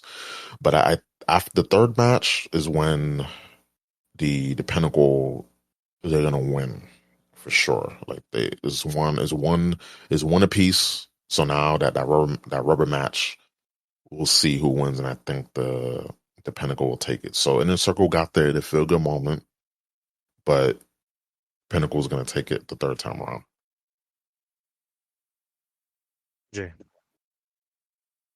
Do I really have? Do I have to? Yes, Just you a have bunch of, just a bunch of silliness, man. I don't care. I just don't care. MJF, the Pinnacle, they got to get another win out of this, and then let it be done already. I prefer if Jericho and MJF had a one-on-one matchup, though. MJF just beats Jericho again, so he could just be done with this bullshit already. Like, come on, bro. Like, no, we got to stop. Stop it. Agreed. Agree. It's just, in my opinion, I think MJF's kind of done. When I say done, I don't mean like his career's done or he's fired or whatever. But it's just like the mystique of his character is kind of finished because he was kind of deemed as maybe a young Roddy Piper, and he's already proven that he's for the things that he's against because he had said I don't like to do stupid comedy shit, and yet he's doing stupid comedy shit. And he struck me as a guy that when somebody wants to pitch something to him that he thinks is not good for his character, he would be like CM Punk and go, yeah, I'm not doing that stupid shit. And yet he said yes to working with Jericho and doing the dinner party, whatever the fuck you want to call that shit. So, and then you guys already saw it. They leaked a picture backstage of Jericho and MJF and everybody standing around watching the match. Mm-hmm. So, we already knew kayfabe was dead a long time ago, but it's just like, in my opinion, I think AEW is really exposing the business a lot more than people like to let on. And I don't know why nobody wants to have that conversation, but whatever. Oh, definitely. To me, MJF is kind of moot, in my opinion. MJF should have stayed in fucking MLW, bro. Should have stayed in MLW. Like at this point, he has a better chance of going to WWE and being something better because, he's a guy Triple H would see and goes, I need that guy, and he would love to do something with him. So, and I'm pretty sure WWE wouldn't make him do stupid shit. They wouldn't write stupid shit for him, but. Oh no, they will. They probably will. With WWE's track record, they definitely will. Well, NXT, they won't do anything stupid in NXT. NXT has been having main roster influence as of late because it's on the USA Network, so there's definitely a lot of influence there where Triple H doesn't have as much control, and we kind of get into that with all the releases, but yeah, it's not. NXT isn't the NXT of old, and Triple H doesn't have as much power there. So, yeah, he will be able to do his thing there, but not as much because you've seen a lot of the hokey shit on NXT TV lately. Like you've seen it. So, good segue, Ruben. And that was our Double or Nothing review. So yes. Now let's get to the meat and potatoes of today. So back in April, we had another bus flip, just like we did the previous year. We had yet another bus flip this year today. Bus flip part 2. And 6 wrestlers so far. Because I know earlier they were saying that there were supposedly going to be more cuts. I don't know if that could happen tomorrow. It could happen tomorrow. We never know. Right. But as of now, we only have 6 wrestlers that have been released. Some pretty big names and some not so big names. At least maybe one that wasn't really that big of a name. But let me start with the bottom tier. So Santana Garrett was released. Mm-hmm. Don't surprise me none. Yeah, Santana Garrett, she was mainly just on NXT putting over, the female talent. So she wasn't even doing that. They had nothing for her. They literally had nothing for her. And it's just like, I see her and I'm like, she could have been something for that company. Maybe not Charlotte or Becky Lynch level, but she could have been something for that company. Because she had a good look and she was very talented in the ring. And it's just like, they sign her to do nothing for her. Mm-hmm. It's like the Double or Nothing battle royal. It's like, congratulations, you just won nothing. Mm-hmm. Right. Like that Santana Garrett being signed to WWE. It's like, congratulations, you're not going to do a damn thing with this company. Right. So, yeah, thoughts on Santana Garrett? I have none. Yeah. Like she didn't. Who was up? I'm sorry, what, Ruben? She didn't. We didn't like. There's not much there because she wasn't able to do. She wasn't able to do much of anything there. You know, Right. we didn't see her much. So. And Monty. Yeah, man. Who? Santana Garrett. Oh. Yeah, man. I mean, yeah. Yeah, I totally agree. Yeah. Next one. This one kind of hurts, in my opinion. Ruby Riott. Yeah, I'm just upset because they reunited the Riot Squad. I thought they were gonna win the belts, and they just kept getting jobbed out. And then you have Natalia. No, I'm sorry, Tamina Snuka and Natalia. I was having a good night. Me too, bro. It's bad enough. Like, Dude, you have Natalia on TV, and then you have Tamina on TV, and then you have them together, and then they're there every week consistently. It's like, bro, Tamina gotta go, bro. I mean, y'all, come on, y'all seen that? Y'all seen the way she was looking on tonight, bro? Like, I got this high definition new TV now, man. She was standing in the ring, and you can see the outline of her gut through her singlet, bro. Like, that's how big. That's how big her stomach is, bro. Like, she needs to hit the fucking treadmill. Like, what the fuck is going on, bro? This bitch out I agree. Good. Too much catering. Too much catering. She was in catering for too long, and it showed. Too much catering. Titus is catering. Ooh. Yep. yeah, I'm just that bugged me a little. They could have been tag team champions, and now Liv is on her own. And guess what? She about to be out soon. Watch, because they definitely ain't gonna do nothing with her now. I mean, the only doing anything with her is the only thing doing anything with her is Bo Dallas, if you get what I mean.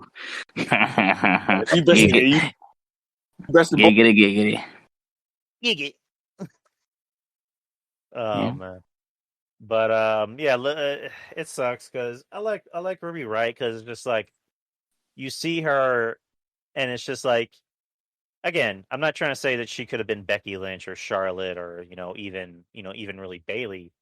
But she had talent, and she came off as a likable girl. But I think what really, I don't want to say this is 100%. The reason behind her deep push was they saw Shotzi Blackheart and went, "Oh, so that's who Ruby Riott's supposed to be." Okay. Yeah. Okay, that's true. So I don't know, but yeah, I mean, it sucks for Ruby. I mean, sucks for Liv because now Liv doesn't really have anybody. She's just by herself.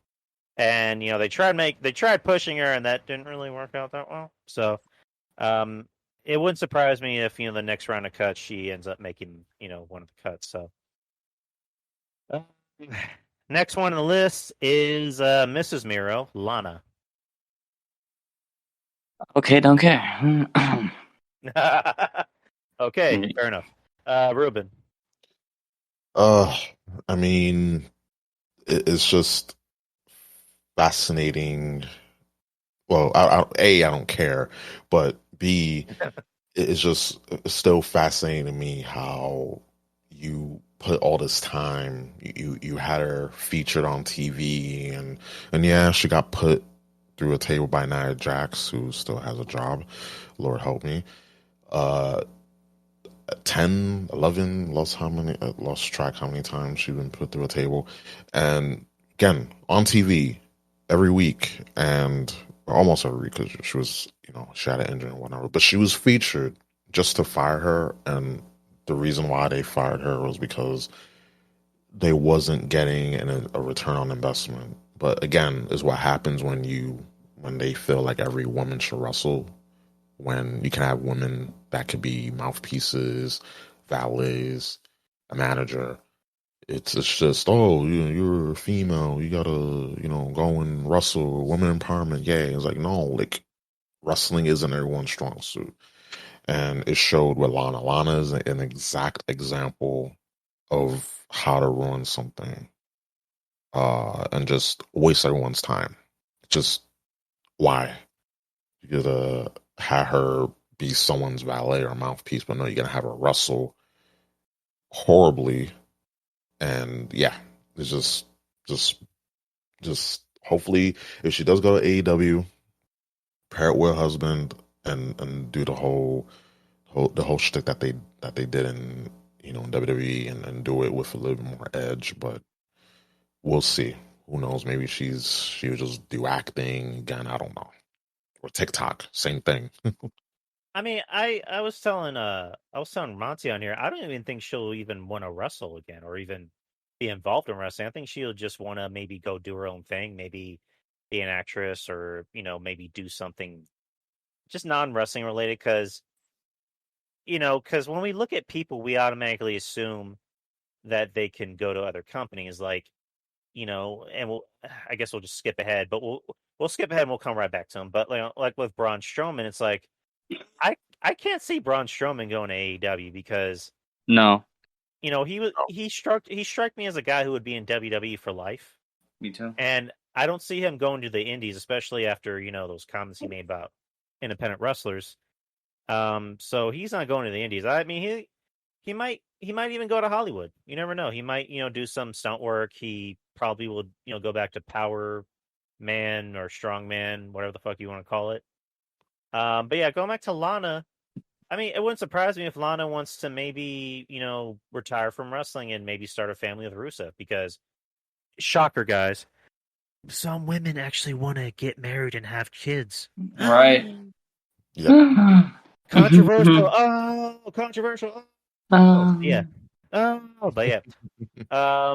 Yeah, Lana's just, again, Lana should not have been a wrestler. She really should not have been a wrestler.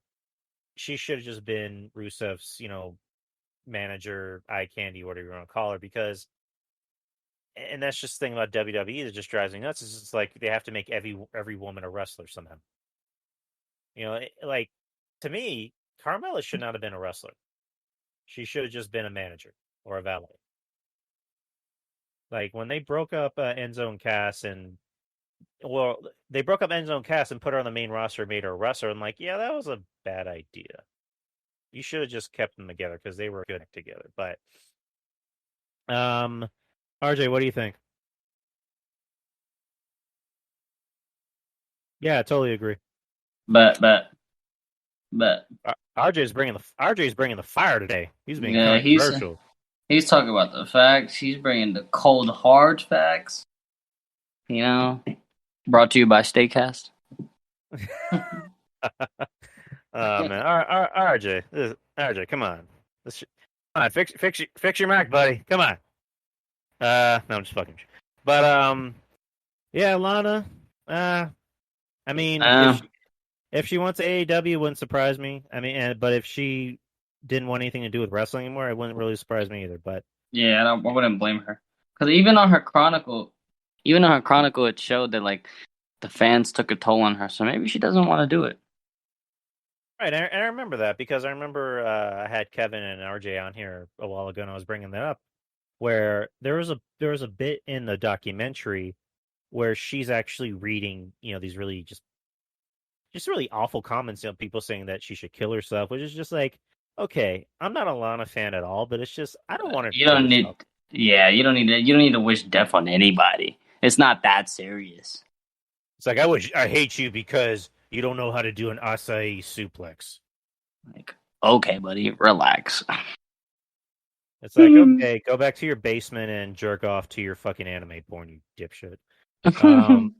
But yeah, it's just, I mean, whatever Lana decides to do, it's good luck. Whatever makes her happy, it's all that matters. But next one, Buddy Murphy.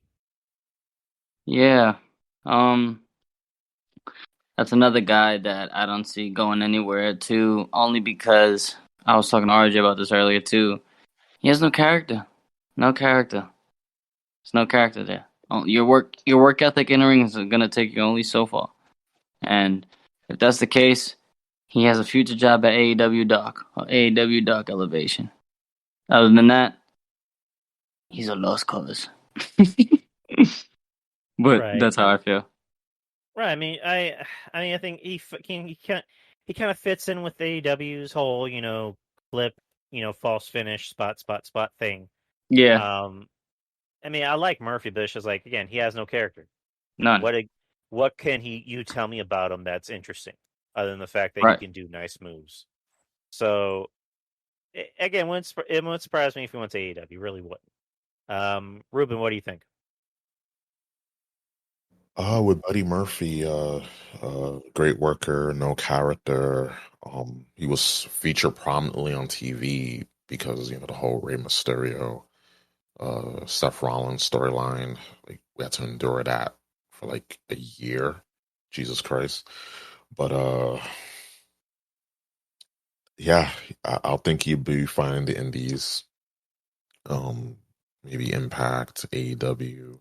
But I don't think he's gonna get signed by AEW. It's just like AEW can't get all the lower level talent. Not to say that he sucks. It's just that there's no value with him. But I can definitely see him in the Indies. Right.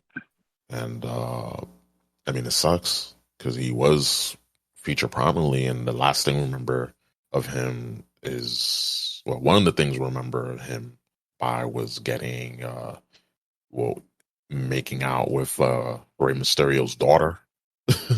That's like about it. They had like a little thing going on. That's about it. But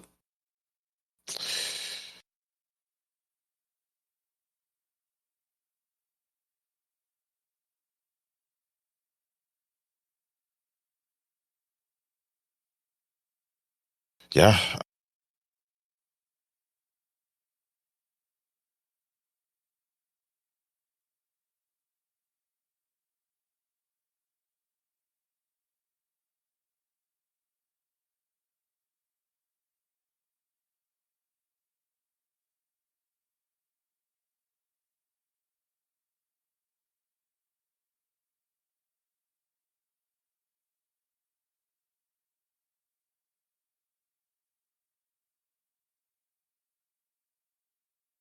Any move to Impact is terrible. Because nobody should want to go near Impact. Yeah, because what is an Impact? What do they impact? I don't even know. The ring? Yeah, for sure. It's the only impact they get. Not that ring. Not the bum ring. There he goes. The gadoosh. Like, what the hell is that? What the hell? Earthquake! Nah, bro, don't worry about it. It's the turnbuckles. You jumping into them too rough. They gonna buckle up on you. That ring is so bad. It's so bad. Oh, Jesus. RJ, now that we have you back, what do you think about Buddy Murphy? Like somebody said earlier, bland personality, great wrestler, does great moves. I mean, he can throw the hell out of a knee strike. Probably give Kenny Omega a run for money there, but besides that, what else can my man really do? Can he tell me a story? Can he get me invested into a matchup with his words? I don't know. So, yeah. It's just, to me, no big loss. I mean, great talent, but no great loss. Right. Next, we have the top two. The first one being a shocker because this guy literally just came back. Aleister Black. Yeah. I would save Aleister Black for last. I would save Aleister Black for last. Really? Yeah, Strowman. Yeah, because they had plans for Black. Strowman, on the other hand, not so much. All right. Let's say Black for last. So Braun Strowman, Mr. Choo Choo Man, Choo Choo. I come out to the ring because I'm a train, and I run through sons of bitches like a train. I'm a little I'm a little sad. Why? I'm a little sad. Cause man, Hey, blame Big Bob. Big Bob made your man look like a bitch, bro. hey. We don't blame Big Bob. Big Bob is God, okay? Big Bob is almighty, the almighty WWE champion, Big Bobby Lashley. Big Bob made Braun Strowman look like a bitch on more than one occasion. It was done after that. You know what it was? I think they took too long to put the world title on him. I think he should have beat Brock Lesnar at least once. He fought them too many times. He lost every single match. Mm-hmm. I liked him. I did like him. I always liked him. I thought that he was just a big guy that just said you'd be like, holy shit, this guy. Mm-hmm. This guy's what the hell? Like, you know what I'm saying? Like, we say that about Keith Lee, but Braun Strowman was doing that shit too. So Yeah.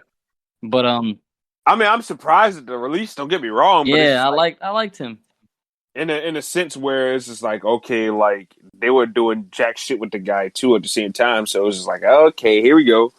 Yeah. So yeah, that's just my feelings on it.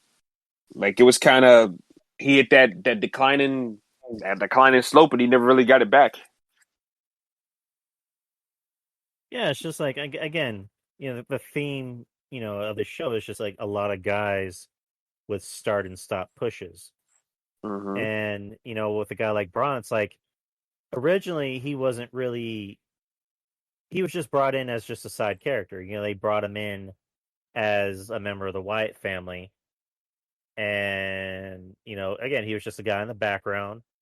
And when they decided to make him a singles guy, he was getting over. And, he ran into that brick wall known as Roman Reigns, where, they were looking to get sympathy for Roman, like they were trying to do for the past 5 years.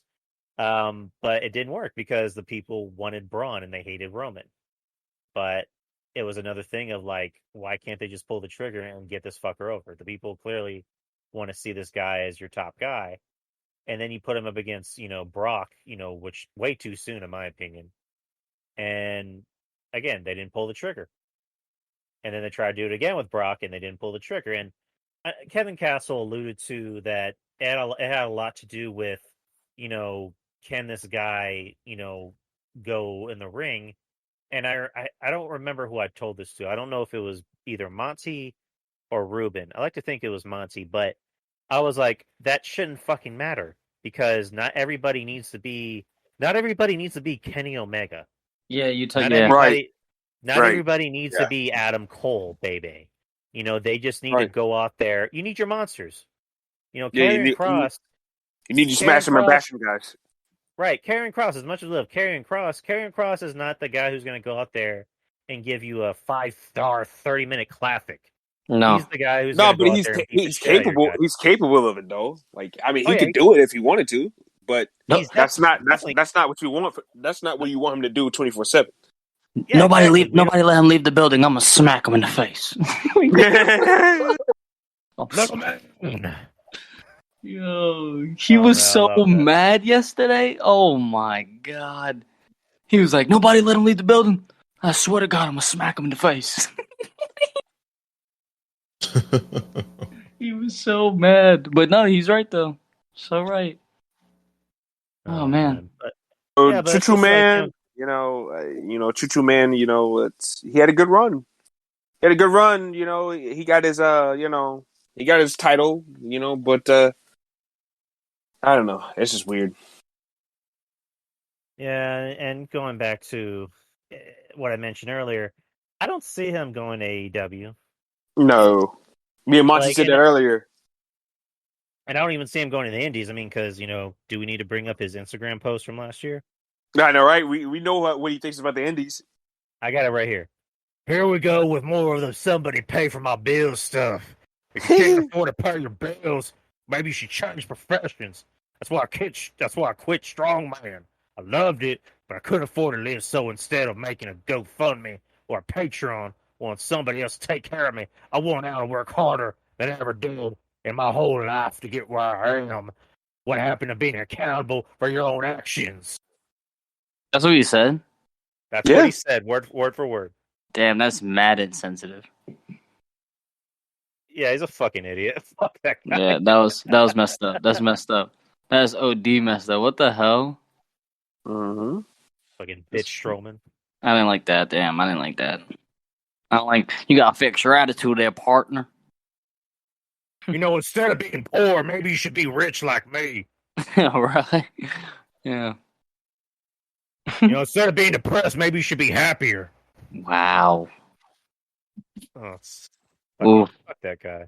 Bitch Strowman. That's what I call him. Bitch Strowman. Bitch Strowman. A bitch among bitches. Get these hands.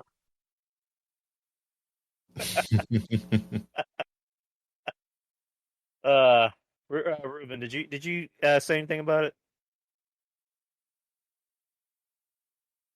Ruben.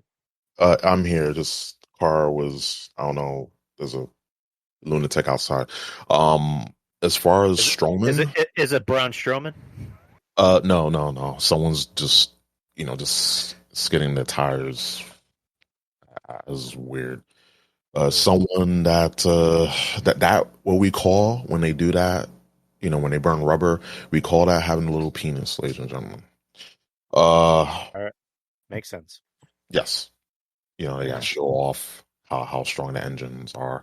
But as far as Strowman, like his act is a one trick pony type of deal. He was like his whole thing was a short shelf life. Like it wasn't gonna last long. He's not like Big Show, and at least Big Show can play different roles.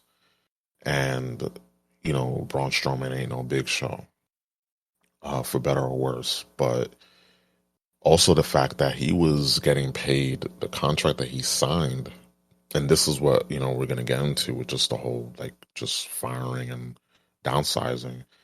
Braun Strowman was getting paid reportedly. He was on a contract for $1 million, roughly a year. And mind you, yeah, he's like a well-known name, but he ain't Roman Reigns. Roman Reigns, I believe, is getting more than that. So you see Roman Reigns, you see Strowman, and they're like almost neck and neck to how much they're earning per year. Yeah, that just doesn't fly. So that's probably one of the reasons why they let him go. Besides the fact that there's not much they can do with him, like the ship is sailed with him being world champion. Like he was Universal champion, but it was just weird. That was just a weird, title reign. He beat Goldberg, whatever. But yeah, his shelf life was it's like milk. It's like a dairy product. It doesn't last long. When you get it, you got to use it right away, or else it's gonna go bad. And WWE dropped the ball with that. But I feel like with a lot of these, it's just money, especially with Strowman. Is definitely a money thing. Mm-hmm. That's lame though. They just sold to Peacock for $1 billion. That's sad. They don't do nothing. See, I don't know. I hate that excuse that they give. What money do they spend? They don't spend no money. They don't change pay-per-view stages. It's the same as a Raw and SmackDown. There's no money being spent. So what fundings can you not afford? You're not traveling anymore. So that travel expense that you're paying for is not there anymore. There's nothing they're really spending money on. That's Like I told you, earlier, they're not making money on the road no more, bro. Yeah, I know, but I'm saying they're not spending a lot of money. They're not spending a lot of money either. They're really not. They made a lot of money on Mania on both nights. Yeah, and they sold to Peacock for $1 billion. Yeah, I don't know what this. I feel like it's bogus. I don't know. Are they selling? Are they selling? That's what I'm thinking. Drew, they selling? I can definitely tell you.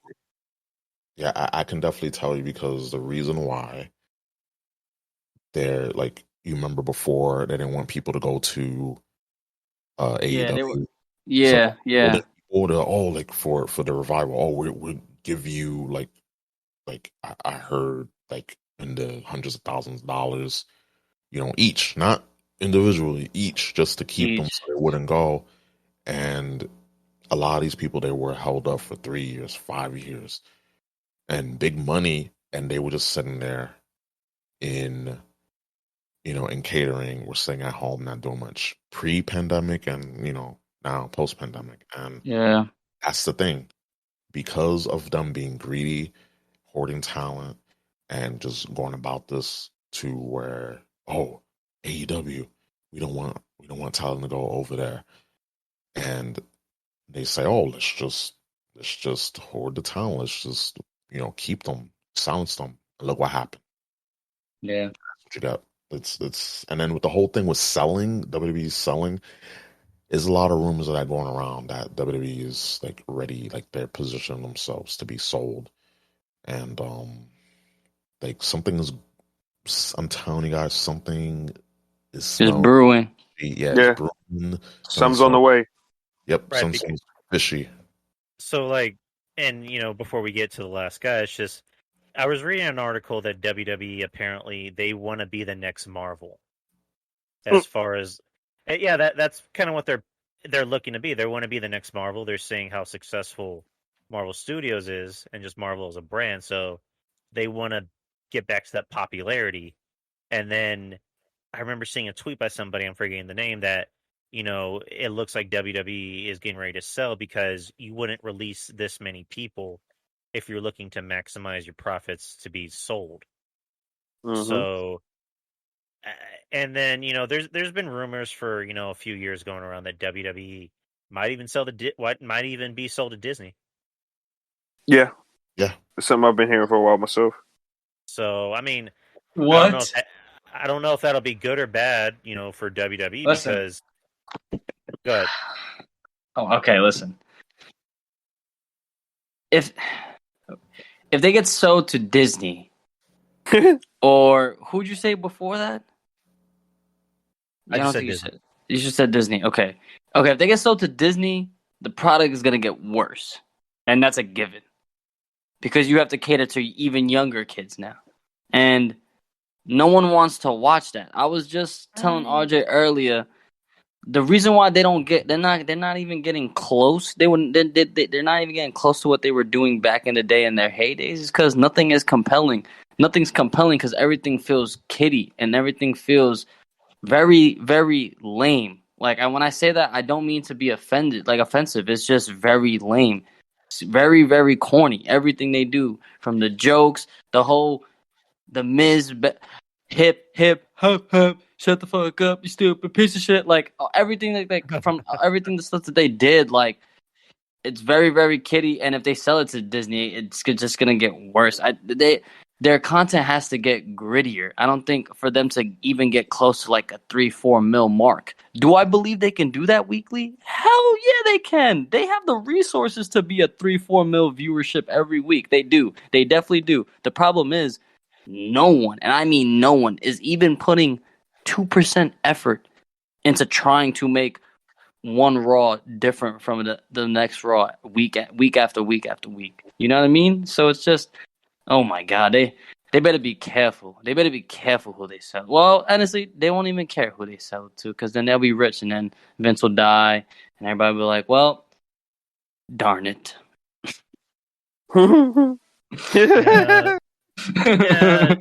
Yeah, at the end of the day, it's just, the only thing that Vince McMahon cares about is that he has, money. another $5 billion in his pocket. And, if they get sold to Disney, they're going to give him a dick ton of money. Yeah. Well, you best believe it. But how does a wrestling company... That's what I'm saying. There's no way a wrestling company will succeed after that. No way. Do you know how cliche wrestling will be if they are owned by Disney? You won't even have to watch you wouldn't even have to watch a pay-per-view. You would know what's going to happen from start to finish every match. That's how cliche it'll be. Think about it. Think about it.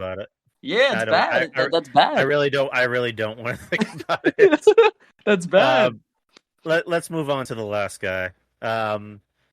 This guy literally just came back 2 weeks ago, like I mentioned. Aleister Black. Yeah. Aleister Black. Like, okay, so he was on his Twitch. I believe it was his Twitch, and he I was actually gonna pull up the clip, but apparently it's 53 minutes. So I'm like, we don't really have time for that. So, he basically talked about what led him to being released, and he kind of dispelled a few rumors, where supposedly someone had said that he was trying to go back to NXT, and it got shut down. He denied that. He said that he was going to have new theme music, and it was apparently better than his original theme music, and we'll probably never hear that. And just a few other things. And this is weird because not too long ago it was announced that Zelina Vega was going to be supposedly coming back to the company. Mm-hmm. And I guess that's, I guess that's not really the case anymore now that Well, it's not happening now. They fired her husband, so I don't really see that happening. And again, going back to what I said, he literally just fucking came back 2 weeks ago, and they were repackaging him and making him, look like he was going to be, almost like the next Undertaker in a sense of, a supernatural like cult character. leader. Yeah. Right. Undertaker Bray Wyatt, whatever you want to call it. He comes out and attacks Big E, and he wasn't on SmackDown the week after, and now he's gone. So it's like, okay, so Big E is just gonna pretend that didn't happen, pretty much. Right. Literally. But pretty much, it's unfortunate because with Aleister Black, it's like this was a guy that we saw in NXT and went, this guy is gonna be a star. This guy is an automatic main eventer. He might even be the next Undertaker. I wouldn't be surprised if Taker maybe would pass the torch to him. And it's just like the minute they put him on TV, they give him that weird gimmick where he's in a room by himself and saying, "Fuck me," knock on my door, and it's like, if this guy asked me to fight him, I'd probably laugh because it's comical at this point. He'd probably kick my ass, but I'd still be laughing. And they tried to push him again, and they just decided to de-push him for whatever reason. And then they take away all the aspects of him that made him unique and cool. They took away his entrance, and then they took away his theme song, and then they gave him a pirate, patch. So it's just actually he gave himself that pirate patch. Right, and then Baron Corbin threw him off a building, and God. Why is it Baron Corbin released, by the way? Hey, don't do it. We was having a good show. Hey, I said released. I said, why isn't he released? I want him gone. I just don't even want to hear his name. It's crazy. Fair enough. It's crazy. It's crazy that he has a job. It's crazy that his muffin top doesn't show to the world that he should not be in the ring. He should be Chef Corbin. Cook me a medium rare ribeye steak. You bald headed bitch. Medium rare. I just imagine Baron Corbin backstage, wiping off the cum on his lips and going, "Gee, I sure did avoid that catastrophe." Yep. Can't stand that guy. I hate him. I hate him more than. So, Drew, what you trying to tell me is that Baron Corbin's in the back giving okie dokie strokies to keep his job, huh? All I'm saying is that Bruce Pritchards are like, if you want to keep your job, Baron, you know what you got to do. You know what you got to do. You got to bend it over and take it up the Go-Go Power Ranger around this bitch. Yeehaw. You got to give me something to come with. I got that reference. Oh, my God. Oh, my God. Oh, shit. You got to give me something to come with. Yeehaw. With Conrad. Come with Conrad. So Baron Corbin, how was the cum? How did it taste? It tastes good. I'm just a dumb fuck. Oh my God. Eat that guy. Oh, that was good. That brother Monty and that Drew Yerry, they made fun of you on that little podcast, the little dog and pony show. How you feel about that? I don't know. I don't know who those guys are. Oh, those guys are. I drive in my Lamborghini and wear a nice watch, even though I don't even do shit in the ring and don't really show up to work and wrestle. I wear this stupid helmet, and then Bruce, and every year around this time, Bruce just tells me, get on your knees. Get on your worthless knees. Okay. Okay. Sometimes it's in my mouth. Sometimes it's on my face. Sometimes it's on my helmet, or even my bald head. Okay. Give me the Bam Bam treatment. Oh my god. Jeez. Ruben, go ahead. What do you think? Oh boy, with Aleister Black, I was like surprised because I was, in that camp where if you're not gonna do anything with him, just release him. But right, they started doing these vignettes, and they were good. Like people received it well. They were, just bringing this. He's supposed to be the, the Dark Father, the Black Father, and just talking about tales about his dad, and it was cool, it was dope, and we the fans were like hopeful, like, hey, this is a new beginning. We'll get to see him on TV and pushed like as he should, and didn't show up. The reason why they didn't have him and Big E show up the following week was just to let it build because they was gonna feud with each other, but they didn't want to have him show up week after week. Mm-hmm. So that's why they had him and Big E off because it was gonna feud, and they wanted Big E to move away from Apollo Crews. That's because I did watch the Twitch stream that he was on. He was on Selena Vega's Dia Trinidad's Twitch, so he was on there. And yeah, I would listen to him. He wasn't he was a bit just surprised, but upset, but he wasn't angry. He wasn't furious. Yeah, and he wasn't bashing the company either. Yeah, which was good. Paige. Yeah, exactly. Man, he's very humble. Man, ain't nobody want to hear no goddamn Paige. She looking more goddamn plastic than a doll. I hate this job, even though without this job I would just be a fucking whore in fucking England.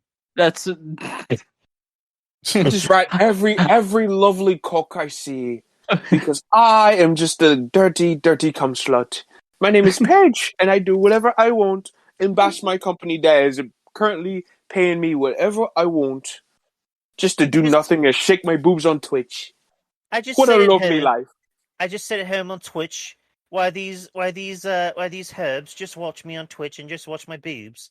And I'm not really playing video games. I just have this controller. While you simpletons pay to look at me tits. Yeah, and watch me play the controller. Watch me twirl it around. Imagine those little cocks in my hands. Sad reality is that wasn't my cocaine. It was actually Alberto's, but it was actually my cocaine. You see how skinny my rib cages were? Very, very skinny. Oh my god. Yeah, it's just go over, Ruben. Yeah, I was gonna wrap it up. My whole thing with this, again, if they was gonna use them, release them. But this is definitely them downsizing and getting ready for something. And it's crazy because it seems like, Zelina Vega is back with the company. So it's and I was listening to a bit of, Don Tony and Mish, they was doing Breakfast Soup, and Don Tony brought up, if this is a long-term, trying to get back at you type of thing, then that's just pretty, gangster. And I'm in the realm of possibility that WWE could be that petty, because this is the same company that fired CM Punk on his wedding day. So the sky's the limit with this damn company. But it's just crazy. You spend money. You understand these fucking vignettes and promos and things like that. That costs money. Mm-hmm. And for them, to just spend all this money and then the next 2 weeks, and it's gone. It's insane. It's that no forward thinking, no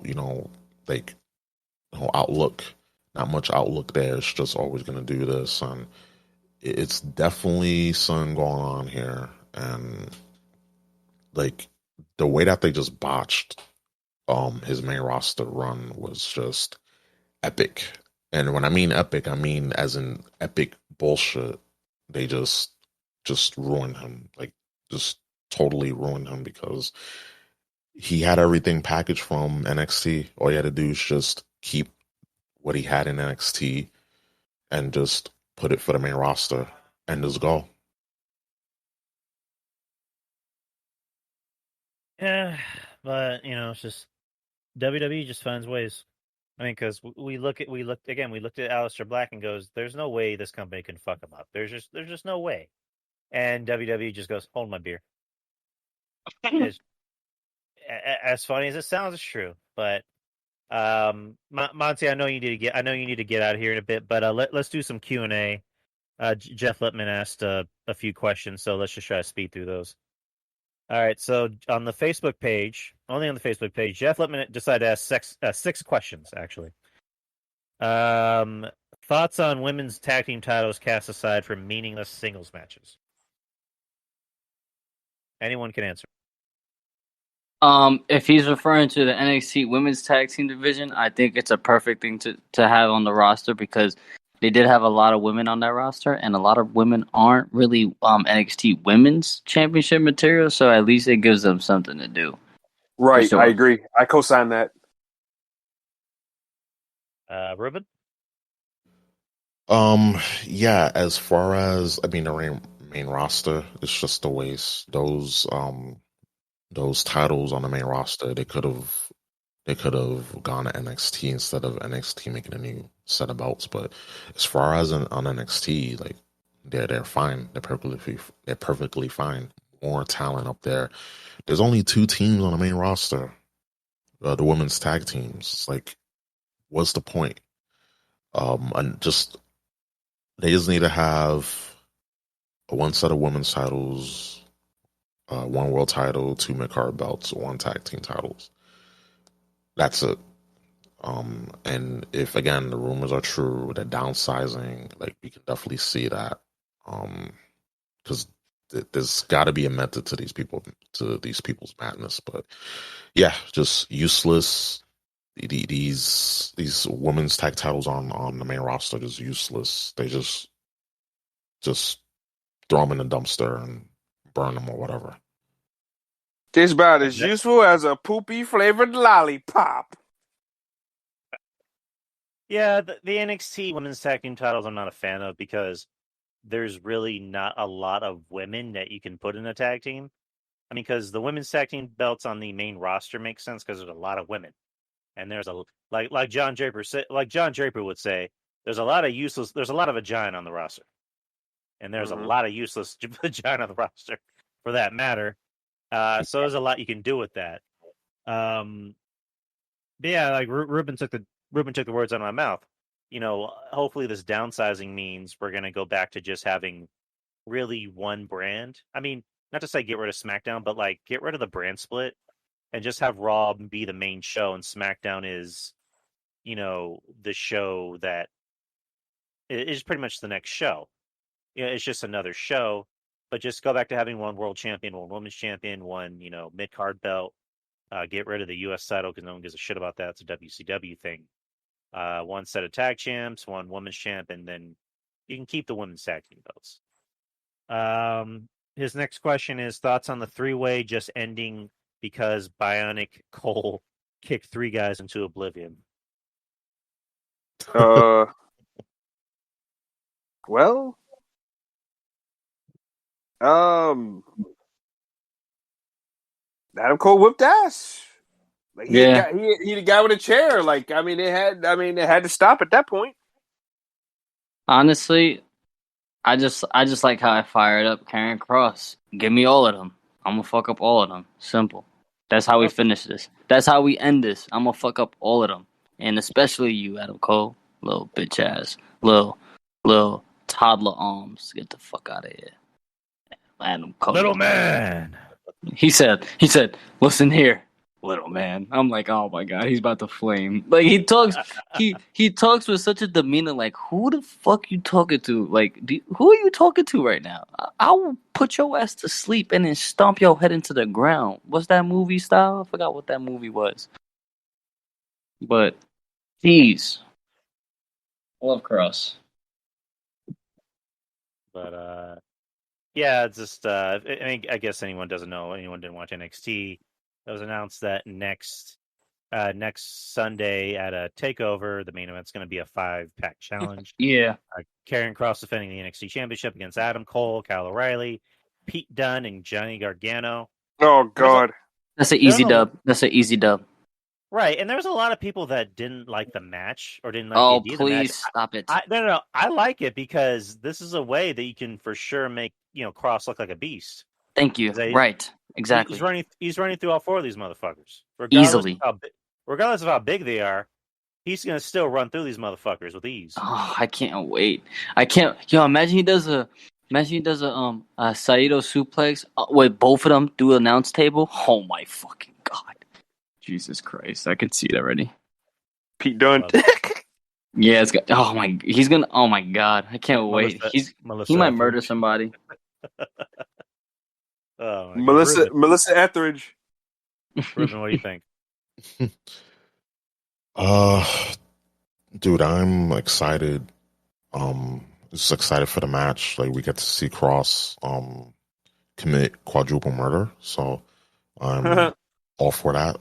I really am. I haven't been keeping up with, I haven't been watching shows live, but I've been like watching the replay and things like that. But yeah, just they need to do something because with who they have right now, like to challenge Kross is not that good. Like, they're doing what they can, what they have. So I think rather than just having one opponent fed is going to feed just about everyone they can at Kross so that he can look dominant. So that way, when they get to that match, when they get to the match, then they'll don't know if he retains them to the main roster or lose to, I don't know, but he needs to remain dominant. All right. Let's try to speed it up. So, thoughts on NJ and NJPW and WWE relationship reports? Nothing burger, right? Because didn't it come out that the only reason why they try to have a deal is so they can keep Brian, but Yeah, at this point, there's really nothing to it but just a bunch of smoke. Yeah. So, until we actually see something. Until we actually see a report coming out, until we see Triple H, shaking hands with, whoever the owner of NJPW is, then right now it's just hearsay. Yeah. Next question: thoughts on lack of Impact talent on Double or Nothing again? Listen, you want to? Me and Monty literally talked about that earlier too. I'll answer that for everybody. Okay, there's a reason why Impact doesn't have their world champion on Impact. That's how much AEW thinks of Impact. Okay, that's literally what it is. Their own owner is up another company's champion's ass. Think about that, people. Just think about that. Literally, the owner. Yeah, like literally. The whole owner of a whole other company is up another man's ass of a whole other company with his company's belt, not on his company's show. Think about that. Think about that. Like, do you know how bad that show's for Impact? That's horrible. Not even Terry Crews could get on AEW Dynamite. Oof. And by Terry Crews, he means Moose, for those who don't know. Yeah.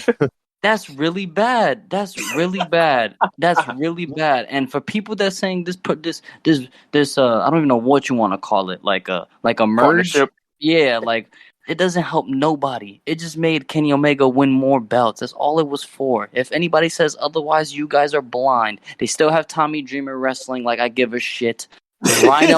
Rhino looks like every time he's standing, he looks like he's taking a poop. It's so it's so bad. It's don't forget that guy that looks like he belongs in a Trump rally. what's his name? Joe Doring with that mustache. Oh my god! Like amateur hour over there.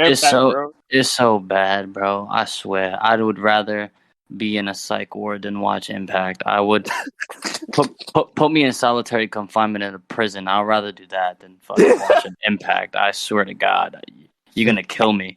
I'm gonna die. Awful. It's worse. It's worse than shit. Like cow manure. It's worse. Jesus Christ! I like how Monty just popped up for that Impact question. Because it's just Impact is literally worst of the shits. Like it's so bad. It's just I just can't stand it. Everybody on there, it's just like they got like Ace. Oh, what's his name? Ace Austin. He's pretty cool. I like his like Marvel-ish type character, Gambit. Like takeaways. Chris Bay is cool, but let's be honest, Chris Bay will be in 205 Live easy. No ifs, ands, or buts about it in WWE. So just hush it. Stop it. Stop. Oh my God, they're so good. Oh my God, he has. Shut up. Shut up. He's wrestling for 100,000 viewers a week. That's improvement. Shut. What? Oh. Right, we have two more questions. Oh my God. So what you're saying is, Monty, that you're not a fan of the Impact Wrestling, yes or no? No. You know what? I'd rather have a date with God before watching Impact. I don't know how to respond to that. Matter of fact, Drew. I'd rather have a date with Satan than watching Impact. Oh God, that's how bad Impact is. I mean, it's horrible. You just find a female around New York City, like that should be enough, right? You know, Ruben. You know what? We see them all the time. So you know what? Probably happen. Oh, definitely. All right. Next question. Jeff Littman has his thoughts on Evil Dose prevailing. Who the hell's that? It's from the Dark Order, I think. Evil Dose prevailing at what? Eating at catering? That's what he's asking me. I swear to God, I mean, that guy's getting bigger and bigger every time I see him. He's awful. Is that Evil Uno? Is that Evil Uno? Pizza Uno? Oh no! Evil Dose is Stu Grayson. Like, what does he mean by prevailing? Like, none of those guys are doing anything. Yeah. I guess that answers your question, Jeff.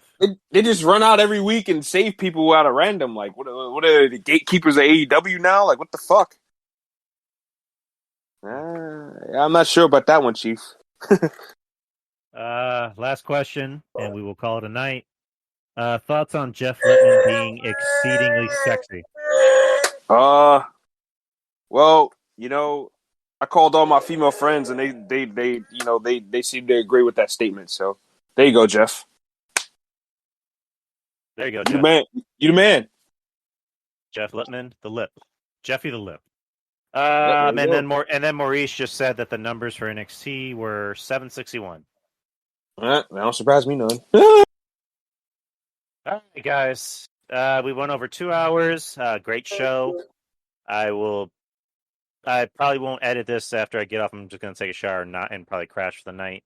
And Dallas looks like they're about to take a 3-2 lead against Let's go. Bum ass Clippers, choke artists. Kawhi Leonard, fuck you. Yeah, Paul George, you suck. Playoff ain't shit. You can't play in the playoffs for shit. You bum. Uh-oh. Playoff P. Pandemic P. He's still in the pandemic era. He's such a bum. That's why Kawhi gonna leave.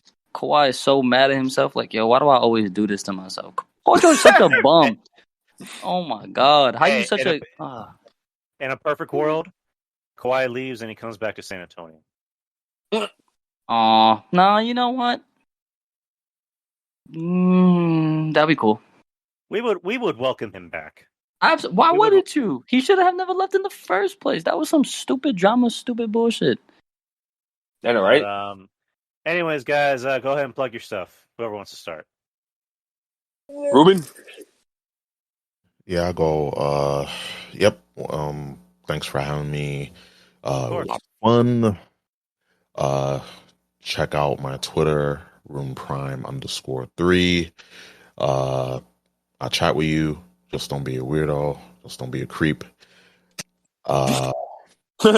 Anything, basically talk about almost anything. Also, I have a website, roomprimetv.com. Check me out on there. Have all my content, podcast content on there. All the links to different, podcasts is all over. So I don't have to say, oh, I'm on this and that. Just check it out. It saves me some words and letters and alphabets and stuff. But yeah, definitely check me out there, roomprimetv.com, and check me out on Twitch, twitch.tv/roomprime3. RJ. You can follow me on Twitter at LilRJ Unlimited, and follow our shows, Brother Monty Broadcast and RJ the Savage Squad show, and that is it, my man. Yes, sir. Yeah. I'll be back soon. TBA, TBD. Got a lot going on personally in my life, and just trying to get my personal life situated. My happiness is first and foremost the most important to my life, and with that being said, I think after that everything just seamlessly falls into place, and that's all I'm really waiting for. So everybody, I appreciate you, Drew. Thank you for letting me join you guys. It feels great, to talk to you guys about the good old wrestling, the WC. No, not the WCW, the AEW, the wrestling. But yeah, always a pleasure, and you guys, it's always good vibes, always. Absolutely, man. Wait, when you're here, it's always good vibes, dude. And also support the Patreon. Me and RJ do a show every other week, and then me and Ruben do a show. We review bad movies for the most part. We also review under the radar cult movies. Yeah. And when I'm coming back, I'm actually coming back with a whole brand new show. Has nothing to do with wrestling. It's going to be called The Serial Killer Crime Trials. I'm going to be looking into a lot of infamous serial killers and, falsely police investigation that could have saved lives. And it's very, very different, but it's very, very interesting. So be on the lookout for that soon when I come back. Oh, shit. I'm legit going to look forward to it because I love crime shit. I'm a crime junkie. Yeah, it's great, man. And I've noticed you're never supposed to believe in coincidences, man. Nope. All right. And Kawhi just missed a 3 that would have tied the game. So he's coming back. Yes. Anyways, like I said, support the Patreon, support RJ and Brother Monty and Ruben Byers podcast. Support everybody else like Kevin Castle. Yes, sir. Has podcast with Baseball Chickie. It's great. Episode. Trez. Rajon Rondo looks pissed. Rajon Rondo's pissed off at Kawhi. It's funny. Son of a bitch. Support Texas Podcast Massacre, Wrestling Court, False Count Radio, and just anyone else that has a podcast. If I didn't mention you, I'm very sorry. But happy belated birthday to Shaheen too. Oh yeah, Shaheen. Oh yeah, Breaking the Apocalypse. Yeah, support those boys, John Draper, Bisho, Brian, and Shaheen. Happy late birthday, Shaheen. Much love to everybody. My fellow Iranian. But much love to everybody. This show probably won't go up ASAP because, like I said, I'm going to crash after this. And this show will probably go up on maybe Friday morning, if anything. But anyways, guys, take care. And me and Ruben will be doing another episode of our Patreon show on Monday. And again, support the Patreon, support my friends, and that's about it. Yes, sir. Good night. Peace.